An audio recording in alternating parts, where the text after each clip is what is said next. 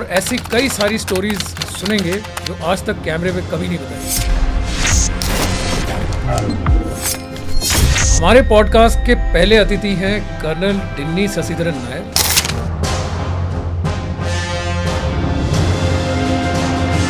सबसे पहले एक बड़ा आसान सा सवाल है कि एक मलयाली राजपूत रेजिमेंट कैसे पहुंच गया? एक महान खिलाड़ी मिस्टर राहुल द्रविड़, उन्होंने मेरे को मोटिवेट किया। और सबसे बड़ी बात जो है 1948 में हैदराबाद के जो ऑपरेशन पोलो में, और जबरदस्त बात है सर, हम आज हैदराबाद में बैठे हैं, इसलिए हम अपने आप को लिबरेटर्स ऑफ हैदराबाद भी कहते हैं। नॉर्थ ईस्ट भी देखा, कश्मीर वैली भी देखी, और फिर आपने एलसी भी देखा।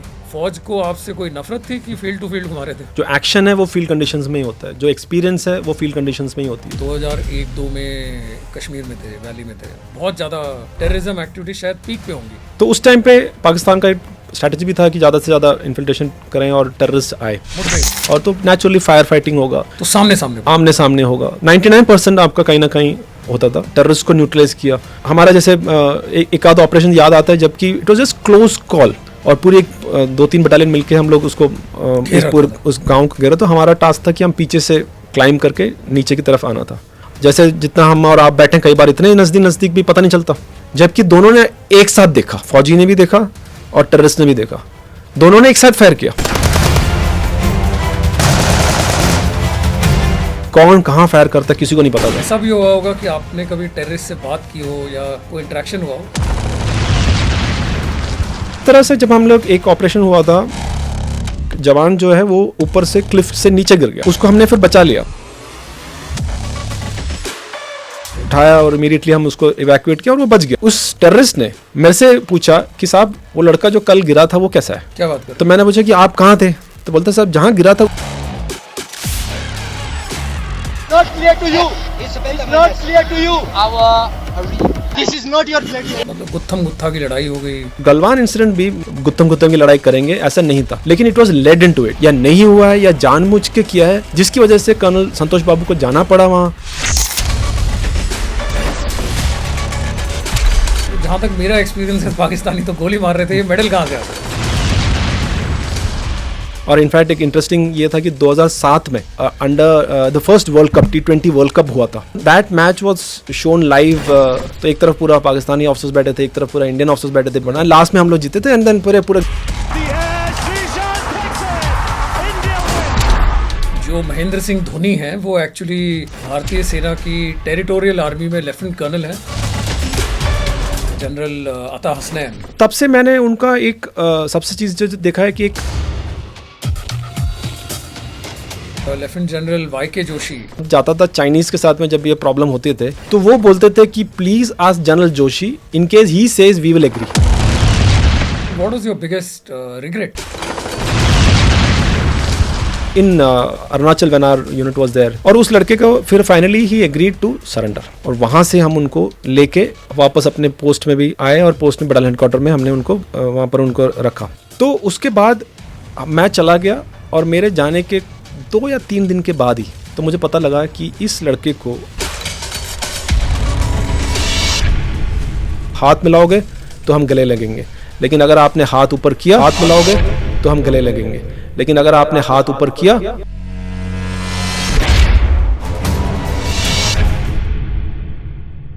हेलो, नमस्ते, जय हिंद, welcome to conversations with colonel. मेरा नाम है कर्नल निखिल प्रभाकर आप्टे, और मैं 20 साल तक भारतीय सेना में कार्यरत रहा। इन 20 सालों के दौरान मुझे मौका मिला भारत में जगह जगह घूमने का, और अलग अलग जगह पर अपनी पोस्टिंग मैंने निभाई। इन 20 सालों के दौरान मैं अलग अलग लोगों से मिला, फौजियों से, नॉन फौजी लोगों से, और मुझे एक एहसास हुआ कि हर फौजी के पास कई सारी कहानियां हैं, आप बीती है, स्टोरीज हैं, और ये बड़ी इंटरेस्टिंग है। इसी इरादे से मैंने आई ड्रीम मीडिया के साथ एक नया चैनल शुरू किया है यूट्यूब पर, आई ड्रीम भारत। आई ड्रीम भारत पर हम अलग अलग पॉडकास्ट करेंगे फौजियों के साथ, ऑफिसर्स, JCOs, जवान, आर्मी, नेवी, एयरफोर्स, अलग अलग लोगों के साथ, और जानेंगे उनकी कहानियाँ क्या है, उनकी आप बीती क्या है, उनके एक्सपीरियंस कैसे रहे। मुझे पता है कुछ एक्सपीरियंस बहुत अच्छे रहे होंगे, कुछ इतने अच्छे नहीं होंगे, कुछ खतरनाक वाक़े वो आपको बताएंगे, कुछ हंसी मजाक होगा, साथ साथ कई ऐसी चीज़ें जानने को मिलेंगी जो आज तक शायद मीडिया में कभी नहीं कही गई। ये भी जानने को मिलेगा कि भारतीय सेना रहती कैसे है, काम कैसे करती है, क्या उसके तौर तरीके हैं, क्या उसकी रेजिमेंटेशन है, इन्फेंट्री क्या है, आर्टिलरी क्या है, इंजीनियर्स क्या है, सिग्नल क्या है, या एयरफोर्स में फाइटर्स क्या है, या नेवी में सबमरीन्स क्या है। तो हमारा इरादा है कि ज़्यादा से ज़्यादा जानकारी फ़ौज के बारे में आप लोगों तक पहुंचाएं। आप लोगों को उससे कुछ नई जानकारी मिलेगी, कुछ आप नया सीखेंगे, और हम आशा करते हैं कि आने वाले समय में हमारी नई पीढ़ी इससे कुछ नई जानकारी ले, सीख ले, मोटिवेशन ले, और भारत का नाम और रोशन करे, हमारे तिरंगे का मान और ऊंचा करे। आइए तो फिर जुड़िए हमारे साथ, बने रहिए। चलते हैं कॉन्वर्जेशंस विद कर्नल के सफ़र पे। जय हिंद, जय भारत।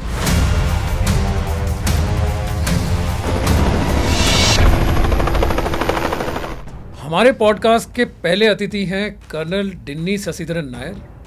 ये भारतीय सेना के राजपूत रेजिमेंट से हैं। कर्नल डिन्नी और मैं एक दूसरे को काफ़ी साल से जानते हैं, तकरीबन 20-22 साल से। जब मैं एकेडमी में कैडेट होता था और सर मेरे सीनियर थे, और जैसा कि अमूमन एकेडमी में होता है, आपके अपने सीनियर के साथ कोई बहुत अच्छे ताल्लुकात नहीं होते। बहुत बैंड बजाया जाता है, बहुत वहाँ पे रगड़ा लगता है। लेकिन उसके बाद मैंने और सर ने कई बार एक ही जगह पर नौकरी की और हम आपस में मिलते रहे। और मैंने जाना कि सर एक बहुत ही वाइज, पढ़े लिखे, बहुत ज़्यादा रिसर्च करने वाले, समझदार टाइप के ऑफिसर हैं। उन्होंने सिर्फ भारत देश की सेवा में north east, Jammu and Kashmir, LAC Ladakh, Rajasthan, south India, जगह जगह नौकरी की है।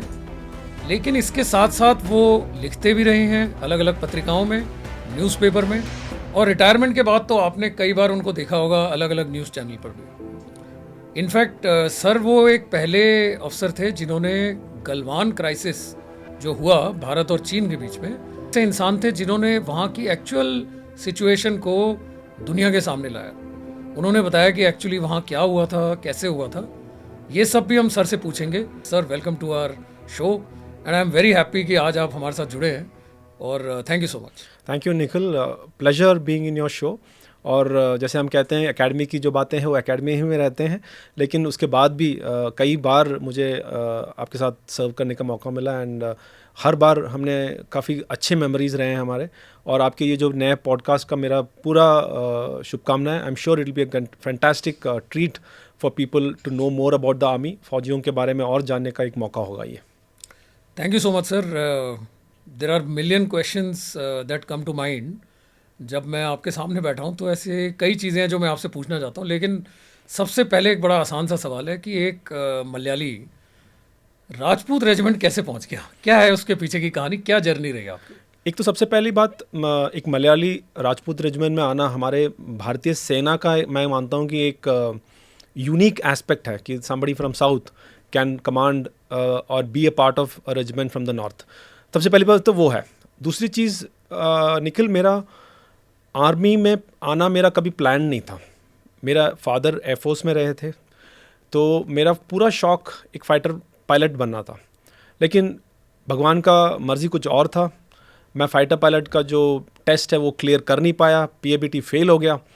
तो उसके बाद आर्मी में फिर सिलेक्शन मिला, एंड फिर आर्मी में आया। और आर्मी में मैं अगेन मैं इन्फेंट्री ऑप्टी नहीं था। Infantry was not. आर्मी का फ़ायदा हो गया सर, मतलब एयरफोर्स का नुकसान हो गया, हमारा फ़ायदा हो गया। सो इन्फेंट्री में भी मेरा आना, मेरा जो प्लेटून कमांडर थे, जैसे कि आपको भी पता है कि जो हमारे वहाँ पर ऑफिसर्स होते हैं जो हमें गाइड करते हैं वहाँ पर, उस टाइम इंस्ट्रक्टर होते हैं उस टाइम पे, वो हमारा एक बहुत प्रभाव डालते। तो मेरा भी जो इंस्ट्रक्टर था वो एक इन्फेंट्री ऑफिसर था उस टाइम के, कैप्टन पेंडारकर सर।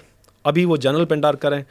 बहुत सारे लोग शायद जनरल पेंडारकर को तो नहीं जानते, लेकिन उनके ब्रदर इन लॉ को जानते हैं। वो है एक महान खिलाड़ी मिस्टर राहुल द्रविड़। तो उन्होंने मेरे को मोटिवेट किया कि you should join the infantry, क्योंकि मैं उस टाइम पे एयर डिफेंस ऑप्टी था।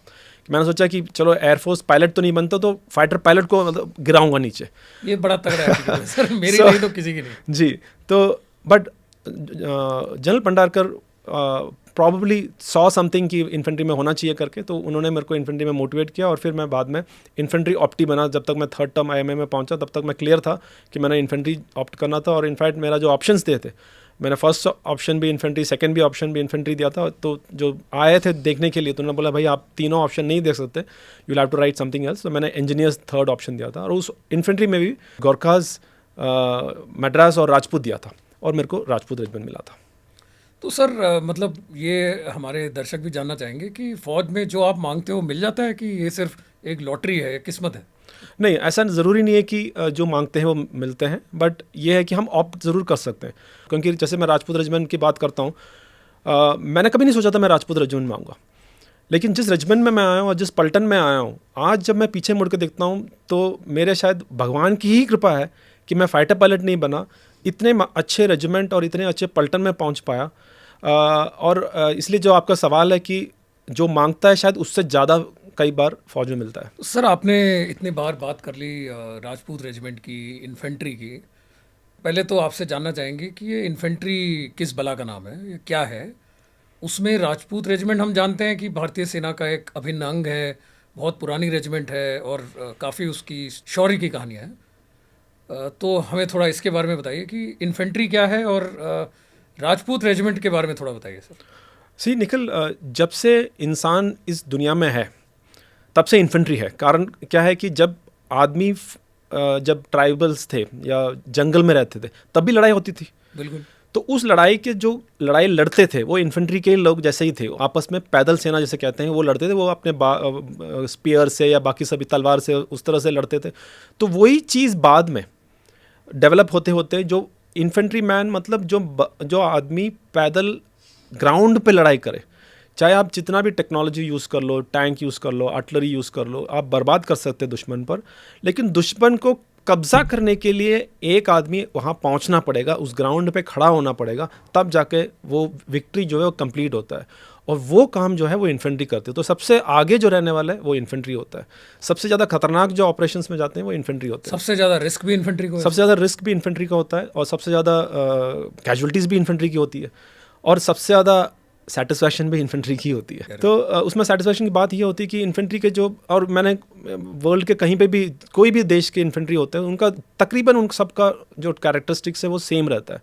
एक आम इन्फेंट्री सोल्जर जो है वो बहुत सिंपल होता है, उसकी रिक्वायरमेंट्स बहुत सिंपल होते हैं, उसकी जो फोकस है वो बहुत क्लियर होता है कि मेरे को क्या टास्क करना है। कॉम्प्लिकेटेड लाइफ नहीं होता, अनकॉम्प्लिकेटेड लाइफ होता है। और सबसे बड़ी जो चीज़ है वो बॉन्डिंग जो होती है एक टीम की, चाहे वो छोटी सी प्लाटून हो, चाहे कंपनी हो, चाहे बटालियन हो, वो बॉन्डिंग वो जो है वो लाइफ लॉन्ग होती है। और राजपूत हमारी भारतीय सेना की इन्फेंट्री का हिस्सा है। बिल्कुल, राजपूत रेजिमेंट हमारे जैसे बहुत सारे और अच्छे रेजिमेंट्स हैं, सारे रेजिमेंट्स अच्छे हैं, तो उसमें से भगवान ने हमें एक मौका दिया राजपूत रेजिमेंट में रहने के लिए। और हमें पता है कि राजपूत का हिस्ट्री अगर देखें तो बहुत पुराना, महाराणा प्रताप सिंह का जो वंशज है उस तरह के एक हिस्ट्री रही है।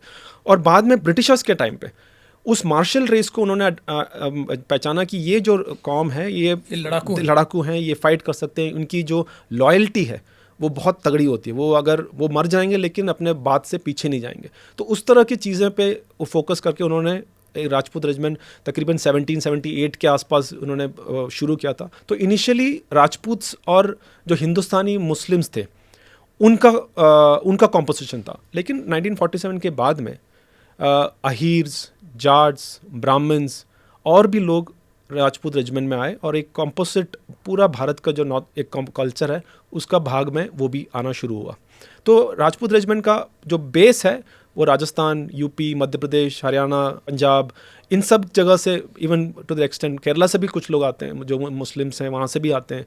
तो पूरे भारत से आज की तारीख में at least some percentage of people आते हैं। और हमारा जो वॉर क्राई है, बोल बजरंग बली की जय, और हमारा जो मोटो है सर्वत्र विजय, ये this all indicates a glorious past of the Rajput regiment. And हम लोग जब मिलते हैं तो सैल्यूटेशन में हम राम राम करके मिलते हैं। तो ये पूरे जो उस एरिया का जो कल्चर है वो भी रेजिमेंट के अंदर आए हुए हैं पहले से। जैसे कुछ एक रेजिमेंट्स है जो कि 1798 पे, जैसे 2 राजपूत है, काली जिंदी, वो तब से रेस होके आई हुई है। सो बहुत सारे बटालियंस हैं जिसको बैटल ऑनर्स हैं। तो फर्स्ट वर्ल्ड वॉर में है, सेकेंड वर्ल्ड वॉर में है, उसके बाद जितनी भी लड़ाइयाँ हुई हैं 1948 JNK हो, 62 के वॉर हो, जहाँ पे 2 राजपूत और 4 राजपूत ने बहुत ही उम्दा तरीके से उन्होंने ज़बरदस्त तरीके से लड़ाई की थी। उसके बाद जो 71 वॉर है, 71 वॉर में 18 राजपूत, अखाड़ा टाइगर्स, जिसका मुझे एक मौका मिला था उनके साथ में, जो अभी 13 मैकेनाइज्ड इन्फेंट्री बनी है, वहाँ पर उनके साथ सर्व करने की। तो और खुद मेरी बटालियन जो है वो सारे युद्ध में भाग लिए। आप कौन सी बटालियन से हो? मैं 14 राजपूत का हूँ। मैंने 14 राजपूत में कमीशन किया और 14 राजपूत में ही मैंने अपने जो CO कमांडिंग ऑफिसर बनने का जो मौका मिला, मुझे 14 राजपूत में ही मिला। वो भी ब्रिटिशर्स के टाइम पर रेज़ हुई, 1940 में रेज़ हुआ था। तो जो 75th रेजिंग डे था, हमने मीरठ में 2015 में हमने मनाया था। तो उस टाइम में I was the commanding officer then. So हमने पूरी जितनी लड़ाई, जो इंडिपेंडेंस के बाद की जितनी लड़ाई है, सब में भाग लिया। और सबसे बड़ी बात जो है, 1948 में हैदराबाद के जो ऑपरेशन पोलो में 14 राजपूत ने भाग लिया था। और ज़बरदस्त बात है सर, हम आज हैदराबाद में बैठे हैं, इसलिए हम अपने आप को लिबरेटर्स ऑफ हैदराबाद भी कहते हैं। कहाँ से आते हैं सर आपके जो जवान हैं 14 राजपूत के, ये कहाँ से आते हैं? पूरे भारत से आते हैं कि किसी पर्टिकुलर एरिया से हैं? हमारे ट्रूप्स ज़्यादातर राजस्थान, उत्तर प्रदेश, मध्य प्रदेश, पंजाब, हरियाणा, इस बेल्ट से ज़्यादा आते हैं। लेकिन अभी जो नया अग्निवीर सिस्टम शुरू हुआ है, उससे क्या होगा कि पूरे भारत से अब आना शुरू होगा। और ये सारे राजपूत हैं? हमारे यूनिट का जो कास्ट कॉम्पोजिशन है वो 50% राजपूत एंड 50% ब्राह्मण कास्ट है। तो मैं ये हमारे ऑडियंस को भी बताना चाहूँगा कि भारतीय सेना की कई ऐसी बटालियंस हैं, रेजिमेंट्स हैं, जिसमें अलग अलग प्रांतों से, अलग अलग जगह से अलग अलग किस्म के लोग आते हैं।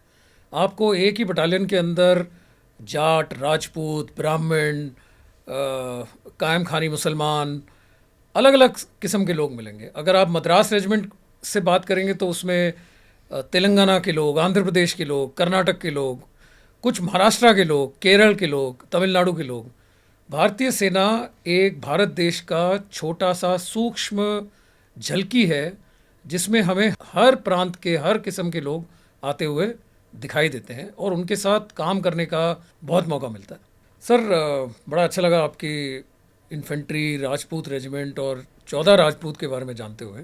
शुरू करते हैं सर आपके फील्ड टेन्योर्स का सिलसिला। और मैं जानता हूं कि आपने मेरे ख्याल से पहले 7-8 साल सिर्फ फील्ड में ही रहे हो और नॉर्थ ईस्ट भी देखा, कश्मीर वैली भी देखी और फिर आपने LC भी देखा। तो सर ये कैसे हुआ? मतलब फ़ौज को आपसे कोई नफरत थी कि फील्ड टू फील्ड घुमा रहे थे? आई एम लकी दैट मेरे को फील्ड देखने का मौका मिला, क्योंकि हम सब फौज में इसलिए आते हैं कि कुछ हम कुछ जो सिविल में ना मिला वो फौज में सिर्फ फील्ड कंडीशन से ही मिल सकता है। जो एक्शन है वो फील्ड कंडीशंस में ही होता है, जो एक्सपीरियंस है वो फील्ड कंडीशंस में ही होती है।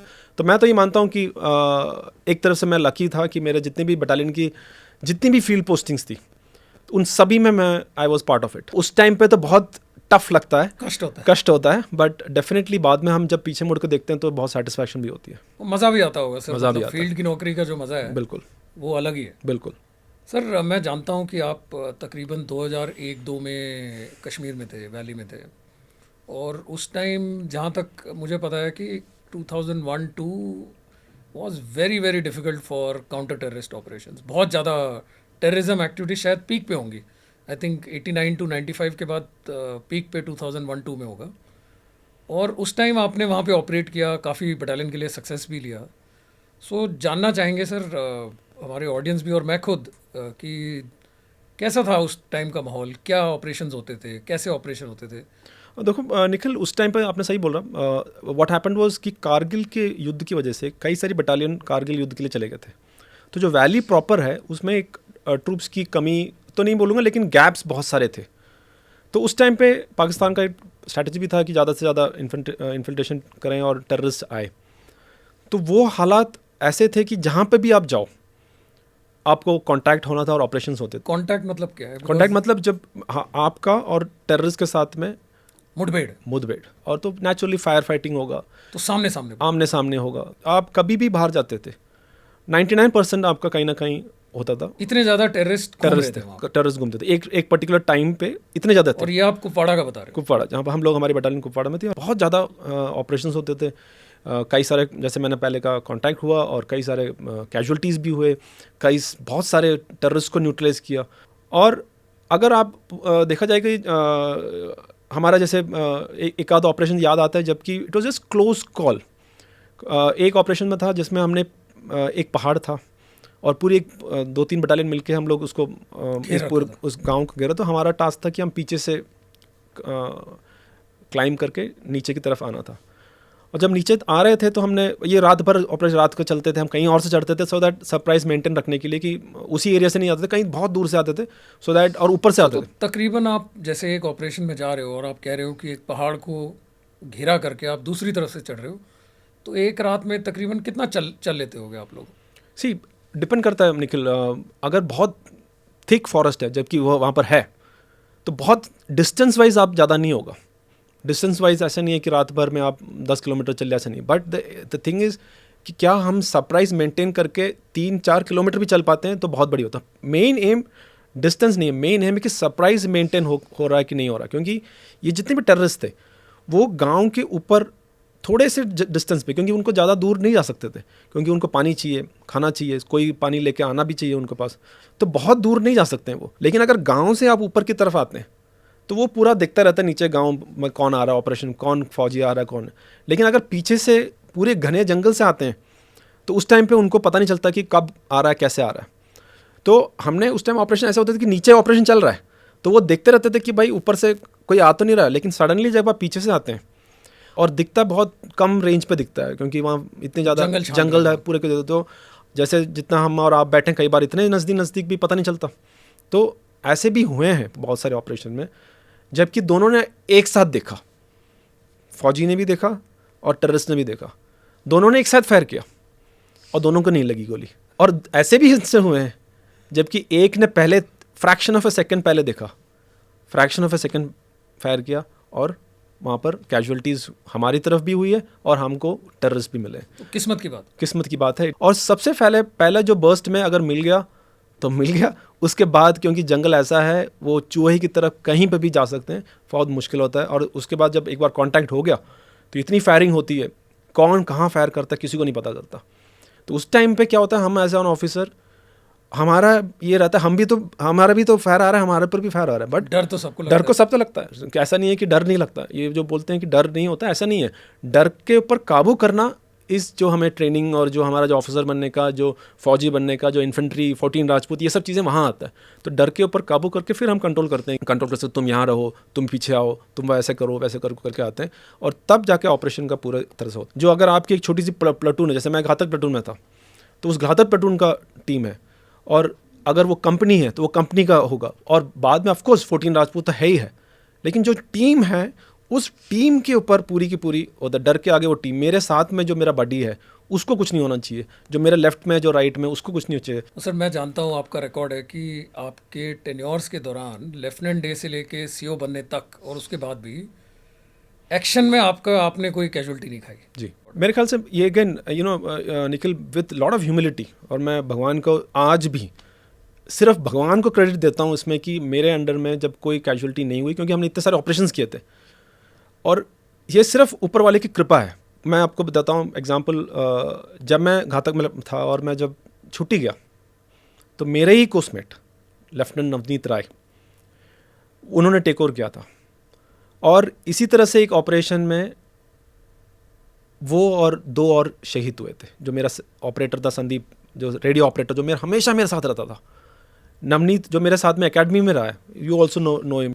उस दौरान जब मैं छुट्टी किया था तब उन्होंने टेक ओवर किया था, और जब तक मैं वापस आया तब तक he was no more. He died on 29 Jan 2001। So this is how, मैंने जैसे बोला ना, किस्मत हो, चाहे वो भगवान हो, ऊपर वाले की कृपा हो, उस दृष्टि से अगर देखें, यस हमारा ऑपरेशंस में नॉट अ सिंगल कैजुअलिटीज़ हुए। तो मैं ये अपना क्रेडिट तो नहीं मानता, मैं ये सिर्फ ऊपर वाले की कृपा ही मानता हूँ। सर आप बता रहे थे ऑपरेशंस आप प्लान करते हो, और आपने बताया कि आपको खबर मिली कि टेररिस्ट किसी जंगल में या गांव में है, तो कैसे होता है सर, कैसे खबर मिलती है, कौन देता है खबर, और मतलब क्या हमारे ही लोग वहाँ पे हैं, इंट वाले या आईबी वाले जो आपको खबर दे रहे हैं, या कोई और तरीके भी हैं आपके पास खबर लेने की, क्योंकि बिना खबर के आप जंगल कितना छानोगे? एब्सोल्युटली, सी कोई भी काउंटर टेररिज्म हो, इंफॉर्मेशन या इंटेलिजेंस जिसे कहते हैं, खबर के बिना कोई भी ऑपरेशन सक्सेसफुल नहीं होगा। बिल्कुल। और चाहे ये कहीं पे भी दुनिया के किसी भी ऑपरेशन में, चाहे ओसामा बिन लादेन को भी मारने के लिए वो इंटेलिजेंस ज़रूरत थी, तो इसीलिए जो टेररिस्ट है उसके लिए सबसे ज़्यादा हमें ज़रूरत होती है खबर। और ये खबर कौन देता है? खबर वहीं के लोकल्स देते हैं हमें। तो लोकल्स जो सोर्स जिसे कहते हैं, सोर्स, वहाँ की लैंग्वेज में बोलो सोरस, वो अपने सोरस बोलते हैं। तो ये सोरस या सोर्स कौन है? ये पहले या तो वो खुद टेररिस्ट रह चुके हैं और बाद में वो अब मेन स्ट्रीम पे आ गए हैं, या ऐसे लोग हैं जिनको टेररिस्ट ने किसी तरह से कुछ अत्याचार किया हो, अब वो बदला लेना चाहते हैं, तो ऐसे लोग भी हैं। सो ये सोर्स जो है वो हमें खबर देते हैं। अब ये सोर्स भी कई तरीके के होते हैं।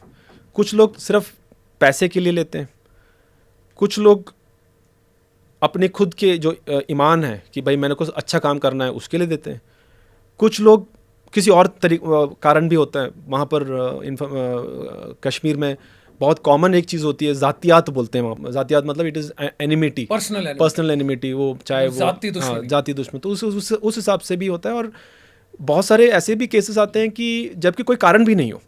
तो मैं तो ये मानता हूँ कि उस टाइम पे और बाद में भी it's a small scale industry. तो पैसे बनाने का एक एक इंडस्ट्री है। कारण जो कॉज है वो नहीं है, कुछ भी नहीं है कि मैं हमें आज़ादी चाहिए, वैसा कुछ नहीं है। इट इज़ पैसा, और ना वो कोई बहुत बड़ा रिलीजियस एंगल हो। कुछ एक हार्ड रिलीजियस लोग होंगे, but otherwise it is pure money making system है। और उसी की वजह से ये सोर्सेज काम आते हैं। और जैसे मैंने कहा, बहुत छोटे छोटे कारणों के लिए भी लोग वहाँ पर इन्फॉर्मेशन देते हैं। मुझे याद है एक इंसिडेंट, जबकि वहाँ पर हमने मतलब हम और पुलिस दोनों मिलके एक इन्फॉर्मेशन आया था, और वहाँ पर हमने एक आदमी को किसने दिया आपको इन्फॉर्मेशन? किसी एक सोर्स ने दिया। एक सोर्स मतलब नॉट वेरी एक्टिव, बट ये एक सोर्स का कोई लोकल, हाँ लोकल ने दिया था basically. But he was close to, मतलब काम बीच में आकर इन्फॉर्मेशन देता था कभी कभी।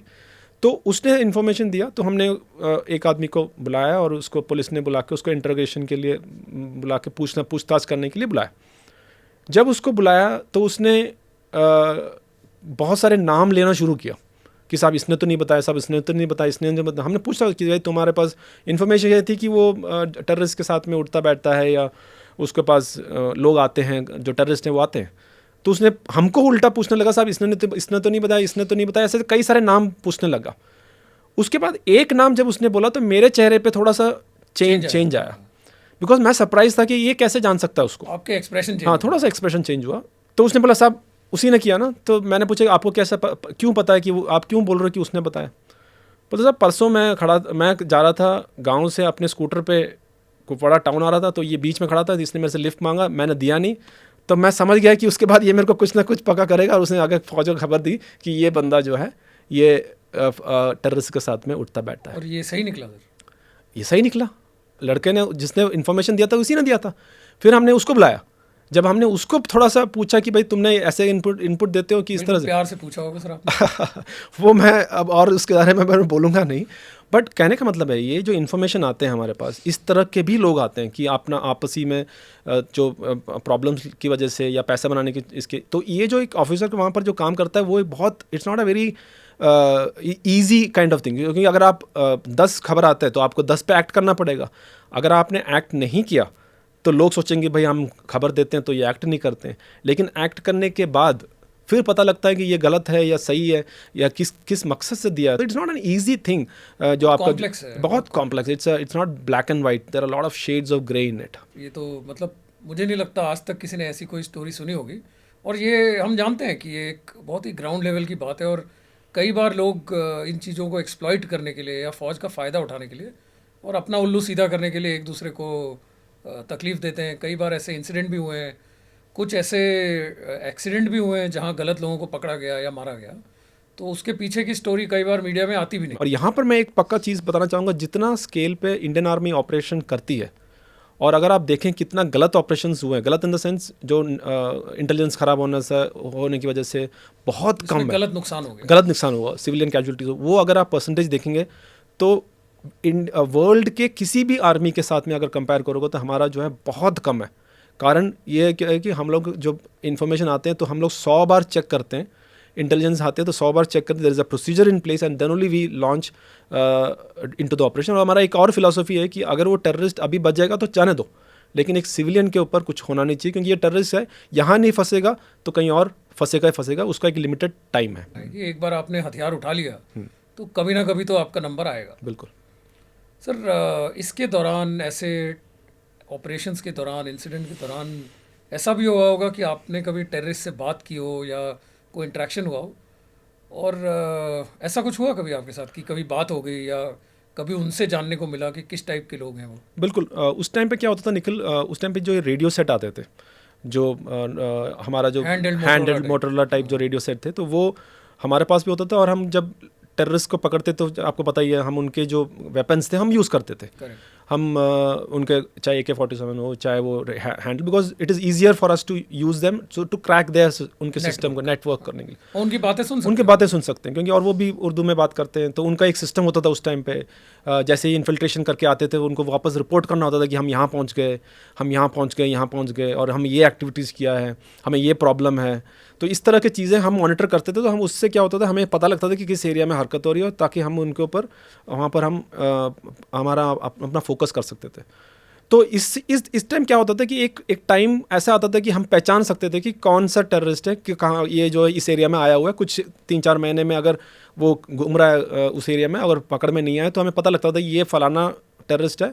और उसको भी पता लगता था कि किस पोस्ट कमांडर बात कर रहा है, क्योंकि उसको भी उस टाइम पे वहाँ पे उसको जैसे जिस तरह से हमें इंटेलिजेंस मिलती है, वो भी अपना इंटेलिजेंस लेता है फ़ौज के बारे में।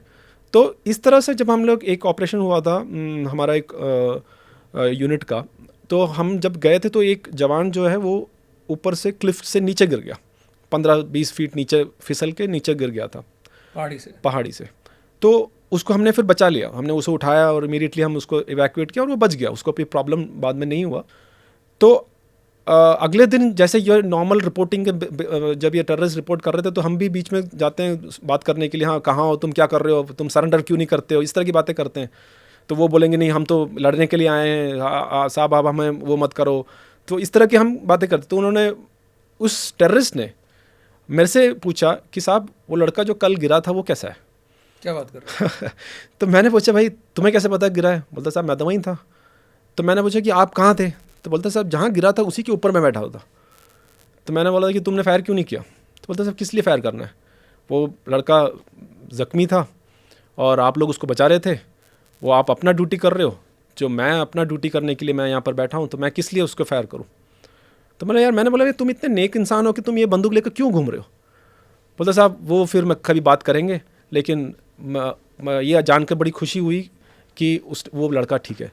तो ये एक बहुत अजीब सा मेरे का एक इंसिडेंट है, जबकि एक टेररिस्ट भी, जिसका हम कहते हैं कि हमेशा नुकसान करने के लिए है, लेकिन ऐसा नहीं है कि हर आदमी इतना नफ़रत है वो से लेकर। कुछ लोग बाय डिफ़ॉल्ट भी पहुंच जाते हैं वहाँ पर, बिना चाहते हुए भी बंदूक उठाने की नौबत आती है, और उनके अंदर इंसानियत है। मतलब कोई भी इंसान ज़रूरी नहीं है कि पूरा ही काला हो, पूरा ही ब्लैक हो। एब्सोल्युटली। कुछ हद तक हर आदमी में थोड़ी बहुत ह्यूमैनिटी होती है। एब्सोल्युटली। लेकिन सर ये एक और चीज़ कई बार बातचीत में आती है कि अभी इतने सालों से 89 से J&K में इंसर्जेंसी चल रही है, टेररिज्म चल रहा है। नॉर्थ ईस्ट में तो 1950s से इंसर्जेंसी चल रही है, और वहाँ पे फ़ौज भी है, पैरामिलिट्री भी है, अलग अलग किस्म के गवर्नमेंट एजेंसी है। तो वहाँ का जो समाज है, सोसाइटी है, उसमें उन पे भी काफ़ी नेगेटिव असर होता होगा। जैसे मैं मानता हूँ कि अगर मान लो मैं एक लोकल कश्मीरी हूँ और मैं रोज़ सवेरे उठ रहा हूँ और देख रहा हूँ कि मैं जिस मोहल्ले में रहता हूँ उस मोहल्ले के किनारे पे एक फ़ौजी पोस्ट है या पुलिस का पोस्ट है या CRPF का पोस्ट है, और उसमें 4-5 लोग अपनी सुरक्षा के लिए हेलमेट, बंदूक, जाला सब डाल के बैठे हुए हैं, और मैं जब स्कूल जा रहा हूँ, आ रहा हूँ, तो ये लोग मुझे देख रहे हैं। और जबकि हमारे मोहल्ले में कई साल से कुछ नहीं हुआ, लेकिन फिर भी लोग यही हैं। तो थोड़ा सा फियर बोल लो या फियर साइकोसिस बोल लो, थोड़ा सा तो उस समाज में कठिनाई होगी। तो आपका इस पे क्या विचार है कि उस समाज में क्या क्या चेंजेस आए हैं पिछले 20-30 साल की इंसर्जेंसी की वजह से? डेफिनेटली निखिल, 20-30 साल का यो युद्ध समान ही मान लो उस एरिया में। इट इज़ वॉरलाइक एंड युद्ध समान में डेफिनेटली लोगों के साइकी चेंज होता है। आप सोचो जो बच्चा पैदा जब से हुआ है तब से उसने गन शॉट्स ही देखे हो, उसने IED ब्लास्ट देखे हो, उसने मौत देखी हो, उसने, तो इस तरह का एक साइकोलॉजिकली बहुत बड़ा इम्पैक्ट होता है। तो it's a very very complex situation, पहली बात तो, और ख़ास तौर पे 30 साल से ऊपर से जब ये चल रहा है तो डेफिनेटली वो इम्पैक्ट पड़ा है। मैंने ऐसे भी केसेस देखे हैं कि जब थोड़े दिनों के बाद उस सोसाइटी के ऊपर ये सब चीज़ें इफेक्ट, मतलब एक जो बोलते हैं ना एक एक इम्यूनिटी टाइप होता है। They are immune to violence, they are they take it as a way of life. अभी तो खैर बहुत चेंजेस हो गए हैं, लेकिन एक 10 साल पहले तक जो चीज़ें थी लोग सोचते हाँ ये तो नॉर्मल है, चल रहा है। तो कोई टेररिस्ट गिरता नहीं था, उससे पहले सिविलियंस या सोच आते थे, वो जूते लेके चले जाते थे, कोई कुछ लेके चला जाता था। जब गांव के जो, क्योंकि गांव में गरीबी भी है, तो ये नहीं सोच रहे कि कोई जो मरा है वो एक पड़ा हुआ है, वो एक इंसान है, या वो उनके लिए कोई मतलब नहीं था उस तरह उस टाइम पे। तो ये भी हमने देखा है कि किस तरह से वायलेंस इनकी साइकोलॉजी को चेंज किया हुआ है। तो डेफिनेटली ये एक ऐसा चीज़ है, काउंटर टेररिज्म और टेररिज्म, वो इंसानियत लोगों के अंदर धीरे करके वो कम होते होते जाते हैं। सोचने वाली बात है कि अगर एक समाज के ऊपर इतने साल से आसपास फौज घूम रही है, टेररिज्म चल रहा है, लोग उसी टेररिस्ट का शिकार हैं, और हम सब ने अपनी सर्विस में देखा हुआ है कि टेररिस्ट जब एक गन उठा लेता है तो उसका अपने ही लोगों की तरफ बर्ताव कैसा हो जाता है, चाहे वो खाने पीने के लिए हो या बाकी अय्याशी के लिए हो। So very very negative impact on all that. Sir, let's cut to the next journey of your life. आप वहाँ के बाद एक बार फिर फील्ड गए उरी सेक्टर में, और जैसे कि हमारे दर्शक जानते हैं, उरी तो बहुत फेमस है, बहुत खूबसूरत जगह है, उसके ऊपर बहुत ही ज़बरदस्त पिक्चर बनी, काफ़ी हिट भी हुई। लेकिन आप वहाँ पर थे सर उससे कई साल पहले आप उरी में थे, और आपका क्या एक्सपीरियंस था सर वहाँ पे? तो आप, जहाँ तक मुझे पता है, आप ऐसी पोस्ट पे थे जहाँ पाकिस्तान बिल्कुल ही करीब था आपसे। बिल्कुल। तो वहाँ कैसा माहौल कैसा था सर? बिल्कुल, देखो उस टाइम पे एक तो था कि 2003-2005 के टाइम था, और सीज़फायर जस्ट अबाउट आया था उस टाइम पे, तो relatively line of control was peaceful. लेकिन इन्फिल्ट्रेशन तभी होता था, टेररिस्ट तो आते रहते थे। और जैसे आपने कहा, हमारा जो पोस्ट था वो पोस्ट जो पाकिस्तानी पोस्ट थे तकरीबन सिर्फ 50-60 मीटर के दूरी पे ही थे हम लोग। मतलब आप पत्थर मार सकते थे? हाँ, पत्थर मार, हेलो बोलो, जोर से बोलो तो वो सुन सकते थे। तो बातें भी होती थी, आपको पता है कि किस तरह से लाइन ऑफ कंट्रोल के इर्द गिर्द पाकिस्तानियों से भी, जवानों से भी बात करते हैं, अफसरों से बात करते हैं, वो हमसे बात करते हैं। क्रिकेट मैच होता है तो वहाँ से भी शोर होता है, यहाँ से भी शोर होता है। कुछ एक चीज़ें वहाँ पर भी कुछ सेलिब्रेशन होते हैं, हमारे यहाँ पर भी। तो इस तरह से एक सोल्जर टू सोल्जर और एक लाइन ऑफ कंट्रोल पे वहाँ पर हमेशा रहा है। और वहाँ पर एक ऑल्टीट्यूड 14,000 के आसपास का था, तो काफ़ी बर्फ़ और सर्दियाँ बहुत ज़्यादा पड़ती थी। उसके साथ साथ में उस एरिया का एक और पेक्युलरिटी था निखिल, कि वहाँ पर लाइटनिंग बहुत होता था, बिजली गिरती थी। वहाँ पर एक है काला पहाड़ जैसा एक एरिया है, जो नेम इटसेल्फ सजेस्ट काला सा है, पूरा मेटल मिनरल का एक रॉक का है। और उसी एरिया के वहाँ पर पहले गुरखास का आई थिंक रेजिमेंट था, जबकि 10 लोगों का ऊपर ये बिजली गिरी थी, and they had casualties there. तो ये जो बिजली गिरने का टाइम पे क्या होता था कि हम सब जो हमारा सेंट्री होते थे वो खड़े होकर देखते रहते थे कि कोई पोस्ट पे, लेकिन बाकी सभी लोग अपने स्लीपिंग बैग के अंदर होके पूरा कवर करके रखते थे, क्योंकि इतनी ज़्यादा बिजली गिरती थी और बिजली कंटिन्यूस गिरती थी। जैसे Nikhil, you must be knowing, जो FRP होता था वो एक मेटल का वो नट्स एंड बोल्स से बना जाता था। तो नट्स एंड बोल्स से you can see the lightning passing, वो लाइट द इलेक्ट्रिक कनेक्शन वाला जो जाता है वो जाते रहता था। तो इतने भयंकर तरीके से, अगर आपने कई बार हमने देखा है कि जो बाहर कहीं ग्लास रखा हुआ तो उसके ऊपर छेद पड़ जाते थे, राइफल्स के ऊपर छेद पड़ जाते थे। तो इतनी ज़्यादा लाइटनिंग का एरिया मतलब मैंने कहीं नहीं देखा था, वहाँ पर उतने ज़्यादा लाइटनिंग होता। तो मेरे ख्याल से वहाँ पर सबसे ज़्यादा लड़ाई तो हमारी वहाँ पर एलिमेंट्स से, या जो बोलते हैं जो प्रकृति है उससे होती है, जनरल विंटर और जनरल उसकी वजह से होता था ज़्यादा। और उस टाइम पे सर्वाइव, क्योंकि उससे हम लड़ाई नहीं कर सकते, कैसे लड़ सकते हैं जब हम इतने ज़्यादा, और लाइटनिंग कभी भी हो सकती है, ऐसा भी लाइटनिंग होता है जबकि साउंड नहीं होता, उसको साइलेंट लाइटनिंग भी होते थे। जब सडनली रियलाइज़ हो रहा है कि इसमें रेडियो सेट में कुछ वाइब्रेशन हो, तब जाके ये रेडियो सेट सब ऑफ करना पड़ता था, क्योंकि फिर नहीं तो पूरा उड़ जाता था। तो ये एक बहुत बड़ी चैलेंज थी हमारे पास वहाँ पर। और उस चैलेंज में भी हमने कई सारे वेज एंड मीन्स, बिकॉज ऐसा नहीं है कि ये हुआ तो हम सब बैठ जाएंगे, क्योंकि हमारा we have a task at hand also, तो वो भी करना है। तो हमने अपना तरीके से उसको we used to modify ourselves so that वो टास्क भी हो लेकिन कैजुअलिटीज़ भी ना हो। सर, मज़ा तो इस बात में भी था कि हाँ, आप लोग बहुत तकलीफ़ में थे, लेकिन आपके 60 मीटर दूर हमारे दोस्त थे और वो भी बराबर की तकलीफ में थे। बिल्कुल। और उनको हमने कभी चैन से बैठने भी नहीं दिया निखिल। मुझे याद है कि जब हम लोग ऊपर थे, जैसे आपको पता है कि जब जो कैडर होता है, जो प्रमोशन ट्रेनिंग क्या होता है, जैसे एक रैंक से दूसरे रैंक पे जाना होता है, तो उनको प्रमोशन के लिए एक सेट ऑफ डेज के लिए उनको ट्रेनिंग देना पड़ता है, और उसमें से फिर कुछ लोगों को सेलेक्ट किया जाता है टेस्ट के बाद। सर इसमें मैं ये भी बताना चाहूँगा कि ज़्यादातर हमारे दर्शकों को कि अमूमन सिविल ज़िंदगी में हम देखते हैं कि हम अपनी पढ़ाई लिखाई करते हैं, ट्रेनिंग करते हैं और फिर नौकरी शुरू कर देते हैं या धंधा शुरू कर देते हैं, और फिर वो ट्रेनिंग ज़िंदगी का आम हिस्सा नहीं रहता। बीच बीच में कभी किसी को ज़रूरत हुई तो बहुत कम लोग उसके बाद कोई ट्रेनिंग करते हैं। लेकिन फ़ौज में तरतीब ऐसी बनी हुई है कि आप ज़िंदगी भर कभी ना कभी हर चीज़ पर रिफ़्रेशर, प्रमोशन, किसी ना किसी टाइप का ट्रेनिंग करते रहते हो, आपके तलवार की धार बनाए रखने के लिए। और अभी डिनी सर बताएंगे कि उन्होंने एक बहुत ही जी नया तरीका निकाला ट्रेनिंग कराने का। उस टाइम पे जैसे आपने बताया निखिल, ये कंटिन्यूस ट्रेनिंग चलता है, तो जो प्रमोशन कैडर है और ख़ास तौर पे जो हवलदार से नायब सूबेदार या जेसीओ साहब बने, बहुत इंपॉर्टेंट होते हैं और बहुत अच्छे लोग आते हैं वहाँ पर उसमें ट्रेनिंग के टाइम पे। तो हमारे पास आए थे वो इस पोस्ट पे। तो कितने लोग थे? तकरीबन 40-45 के आसपास लोग थे जो आए थे। तो उस टाइम पे पोस्ट पे भी हमने डिफरेंट पोस्ट पे और भी सीज फायर था। हाँ, सीज फायर था, तो उस टाइम पे पोस्ट पे तो उनकी जो ट्रेनिंग चलती रहती थी। तो अब वहाँ पर क्या होता है कि क्योंकि इतने ऑल्टीट्यूड पे हम ड्रिल करा नहीं सकते, बाकी जो चीज़ें नहीं कर सकते, तो हमने एक मॉडिफिकेशन करके, चाहे वो ड्रिल का हो, चाहे गार्ड के प्रैक्टिस ज़ोर ज़ोर से चिल्ला के, और जो धावा वाली जो है उसको भी हम वहाँ पर मॉडिफाई करके गोप निकाल और वो सब चीज़ें, और ऑफ कोर्स रिटर्न और बाकी जो चीज़ें होती रहती, लेकिन जो प्रैक्टिकल चीज़ें वो बड़ी जोश के साथ में करते थे। तो मेरा खूब शोर, बिल्कुल। उसका एक और मकसद मेरा ये था कि ये दिन रात कभी भी, सुबह 4 बजे, रात को 12 बजे, फिर दिन में 1 बजे, ऐसे ऐसे डिफरेंट टाइमिंग। क्योंकि हम लोग क्या होता है, उससे क्या होता था कि जब ये शोर होता रहता था तो सारे पोस्ट अलर्ट होता था। तो मेरा मकसद ये था कि जब तक ये कैडर मेरे पास है तो ये पूरे के पूरे सारे पोस्ट वालों को मैं अलर्ट रखूँगा पूरे 24 घंटे। तो जब ये हुआ तो हमने देखा कि जो हमारे बगल के जो पाकिस्तानी पोस्ट के थे, अदरवाइज़ वो क्या अपने अंदर ही सोते रहते, वो बाहर भी नहीं खड़े होते थे। लेकिन उन्होंने देखा ये सारे के सारे जो लोग थे वो बाहर सोने लग गए, क्योंकि उनको लगा कि हम कुछ करने वाले हैं। अच्छा, उनको डर लगा कि कुछ का एक्शन करने के लिए उनके लगा।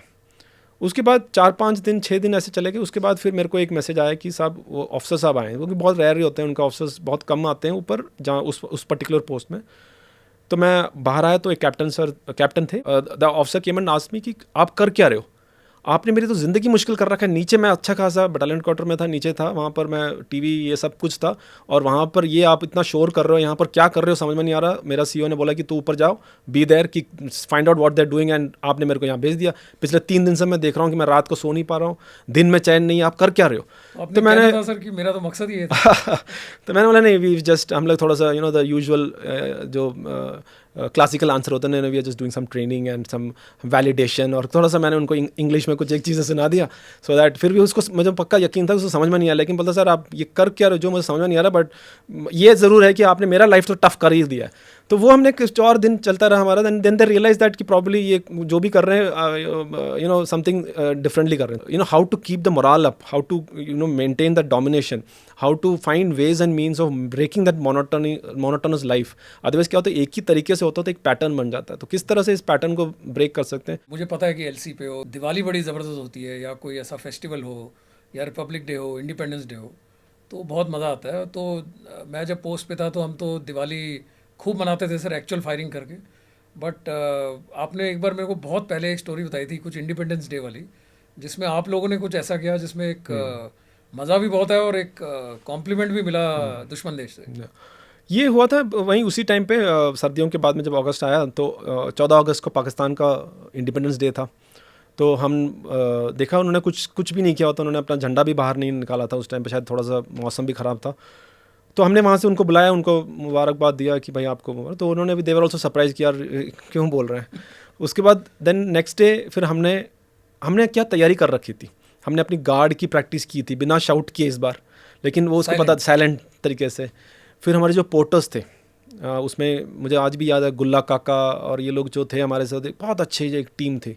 वो भी हमारे लोगों के जैसे ही थे, हमारे जो टीम मेंबर्स हैं उसके तरह थे। वो लोकल्स थे वहाँ के, सालों से वहाँ पर काम करते थे, बट हम उनको अपने की तरह के ट्रीट करते तो हमारे ही मिल गए। तो उन्होंने अपना कश्मीरी डांस वांस तैयार कर रखे थे, उन्होंने नीचे से ढोल वोल मंगा लिया था और प्रॉपर टाइप रीत लेइंग बनाया हुआ था।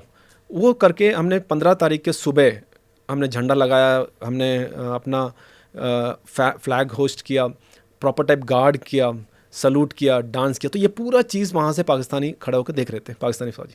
उसके बाद फिर इन्होंने हमें बुलाया और बोला कि मुबारक हो साहब आप लोगों ने, और आप लोगों ने एक और चीज़ हमें सिखाया कि किस तरह से अपनी देश से मोहब्बत करनी चाहिए, अपनी देश की इज़्ज़त किस तरह से रखा जाता है। ये सूबेदार साहब ने बताया कि हमें ये चीज़ आपने आज सिखाया। तो ये अगेन छोटी छोटी चीज़ें होती हैं, लेकिन एक बहुत इम्पैक्ट रहता है। बहुत ज़रूरी है हमारे लोगों को ये जानना कि छोटी छोटी चीज़ें होती हैं, छोटी छोटी बातें हैं। हम जो देखते हैं, जो सुनते हैं, उसके अलावा भी बहुत कुछ चीज़ें हैं जो सिर्फ एक फ़ौजी जो उस जगह पे रहा है, जो इन चीज़ों को जानते हैं, वही आपको बता सकते हैं। और हम माध्यम बनना चाहते हैं कर्नल डिनी जैसे लोगों की बातें, कहानियाँ और एक्सपीरियंस आप लोगों तक पहुंचाने के लिए। सर, कश्मीर के बारे में बात होगी तो अभी अपन चलते हैं थोड़ा और आगे। और आपने बटालियन अपनी कमांड की लद्दाख में, कैसा रहा ये एक्सपीरियंस सर? क्योंकि आजकल हम जानते हैं कि चाइना हमारा नंबर 1 थ्रेट बन चुका है, और कई चीज़ें लद्दाख में पिछले कुछ सालों में हुई हैं जो पहले कभी नहीं हुई। कई सालों तक बिल्कुल पीस था, कोई डिप्लॉयमेंट नहीं था। पीएलए यानी चाइनीज़ आर्मी तो आसपास आती भी नहीं थी। लेकिन कुछ सालों में ये बिल्कुल बदल गया, और एक बहुत बड़ा इंसिडेंट हुआ गलवान का। उससे कुछ 1-2 साल पहले ही आप तकरीबन उसी एरिया में पेंगोंगसो लेक जो है, जो कि आजकल टूरिस्ट डेस्टिनेशन बना हुआ है, उसी एरिया में आप थे और आपने अपनी बटालियन भी वहाँ पे कमांड की। तो कैसा था सर एक्सपीरियंस लद्दाख में एक पूरी इन्फेंट्री बटालियन लेके रहने का? निखिल, आई थिंक मेरे लाइफ में अगर मैं पीछे मुड़कर जब भी देखूंगा तो ये जो tenure as commanding officer of my battalion at Ladakh, सबसे चैलेंजिंग कारण उसके बहुत कुछ है। कारण उसका सबसे पहला तो आप 16,000-15,000 फीट पे हो, आप बहुत सारे एरिया कवर कर रहे हो, आपके ट्रुप्स बहुत सारे एरिया, और आपको पता है कि निखिल किस तरह से उस ऑल्टीट्यूड में, जिसको स्नो कोल्ड डेजर्ट कहते हैं, वहाँ पर किस ऑक्सीजन की कमी रहती है। 40% 50% ऑक्सीजन रहता है। तो बॉडी के सिस्टम, हमारा जो बॉडी है उसके अंदर कई सारे प्रॉब्लम आता है। जैसे जैसे ऑक्सीजन रहता नहीं है तो आदमी का जो है पूरी जो सिस्टम है वो वहाँ पर जो नॉर्मल, जैसे हम यहाँ पर बैठे हैं, यहाँ और वहाँ में बहुत फ़र्क होता है। तो हमारे 800 लड़के हैं जो कि हर जगह पर तैनात हैं। कौन किसको कब प्रॉब्लम आए कुछ पता नहीं। उसके ऊपर से चाइना का अलग से प्रॉब्लम। लेकिन जब हम वहाँ पहुँचे ईस्टर्न लद्दाख में, तो हमारा battalion was the first permanent line of actual control battalion, LAC battalion जैसे कहते हैं, जो पहले रोटेशन पे होते रहता था, हम लोग वहाँ परमानेंट डिप्लॉय हुआ था। हमारा बटालियन पहला था। तो जब हम यहाँ पहुँचे नॉर्थ ऑफ पेंगोंगसो जैसे कहते हैं, तो वहाँ पर हम पहली बार हम पूरे टाइम वहाँ थे, ना कि हम आना जाना नहीं रहा, हमारा पूरा टाइम वहाँ पर था। तो क्या हुआ कि चाइना का पहले जो पेट्रोल्स आते थे वो कभी कभी क्योंकि महीने में एक पेट्रोल आता था भारत की तरफ से, महीने में एक, क्योंकि ट्रूप्स उतने ही थे। अब क्या है कि जहाँ पर हम पेट्रोल के लिए जाते थे पहले, अब हम वहाँ डिप्लॉयड हो गए। तो उसमें क्या होगा कि चाइना जब भी आते थे हम वहाँ मिलते थे, तो जहाँ वो आए हम वहाँ मिले। उन्होंने वहाँ एक कुछ खड़ी कर दी, हमने भी खड़ी कर दी। तो जैसे जैसे मिलना शुरू हुआ तो झगड़े बढ़ने शुरू होंगे, क्योंकि आप हमारा मानना है कि हमारा बॉर्डर वहाँ तक है, वो बोलते नहीं भाई हम यहाँ तक है। तो क्योंकि कोई मैप में कोई डिमार्केटेड नहीं है, ग्राउंड में कोई पिलर नहीं है, ना फेंस है, ना पत्थर है, कुछ भी नहीं है। तो ये सिर्फ सोच में, हमारे सोच में है कि हमारा वहाँ तक है, उनके सोच में यहाँ। That is why this is the line of perception. हाँ, जो परसेप्शन है, एरियाज ऑफ डिफरिंग परसेप्शन जिसे कहते हैं। तो इस एरियाज ऑफ डिफरिंग परसेप्शन में कॉन्फ्लिक्ट होना शुरू हुआ। मतलब मानने पर है, वो मानते हैं कि उनकी बाउंड्री बिल्कुल आगे, हम मानते हैं कि नहीं हमारी हो रहा है। और जैसे जैसे हमें पता लगा और जैसे जैसे हमने अप्रिशिएट किया कि चाइना हमारे लिए एक थ्रेट बन रहा है, तो हमारा ये जो स्टेप्स हुए कि हमने वहाँ पर ट्रूप्स डालना शुरू किया, फिर टैंक्स आए, फिर आर्टिलरी आए। तो धीरे धीरे हमारा जैसे ट्रूप प्रेजेंस बढ़ता गया तो कॉन्फ्लिक्ट भी बढ़ता गया। और 2017 में जब हम वहाँ से निकल रहे थे, जो हमारा जो पत्थरबाजी और सब चीज़ें, तो हमारे टाइम पे वो शुरू हो गया था। And I could sense that things will go wrong. If यही सिचुएशन होगा तो बहुत मुश्किल होगा, क्योंकि दोनों तरफ से ये एरियाज ऑफ डिफरिंग परसेप्शंस को डोमिनेट करने की एक चल रहा था। सर ने सिर्फ सोचा नहीं था, उन्होंने अपने एक आर्टिकल लिखा न्यूज़पेपर में, प्रिंट मैगजीन में 2017 में, जिसमें उन्होंने ये पहले 2017 में बता दिया था कि चाइना के साथ हमारी कुछ ना कुछ हरकत होने वाली है और कहीं ना कहीं कुछ ना कुछ फसाद होगा। और जैसे कि सर आपने 2017 में बताया, 2020 में गलवान हो गया। बिल्कुल। तो उस टाइम पे हमें क्योंकि निखिल देखो, जैसे अब नॉर्थ बैंक को देख लीजिए आप। नॉर्थ बैंक का फिंगर्स है जो फेमस, फिंगर्स से लेकर 1 से लेकर 8 थे, 8 फिंगर। सर ये क्या है, फिंगर क्या है? मतलब फिंगर मतलब कुछ नहीं है, जैसे पहाड़ों से जो नीचे की तरफ रिजेस आते हैं, स्पर आता है, तो उसको फिंगर बोलते हैं। लुक्स लाइक अ फिंगर, तो उसी को फिंगर बोलते हैं। अभी तो मुझे लगता है पूरे इंडिया में सबको पता होगा कि फिंगर्स क्या है। सर उस टाइम पे तो जैसे बोलते हैं कि कितना विचित्र है कि दो सबसे बड़ा देश और मैक्सिमम पॉपुलेशन दोनों पावरफुल आर्मीज, और अभी भी हम फिंगर्स के बीच में हम डिसाइड कर रहे हैं कि कौन सा फिंगर आपका है, कौन सा फिंगर हमारा है, ना कि ऑन ग्राउंड या मैप पे कभी भी एक्सचेंज नहीं किया हुआ है।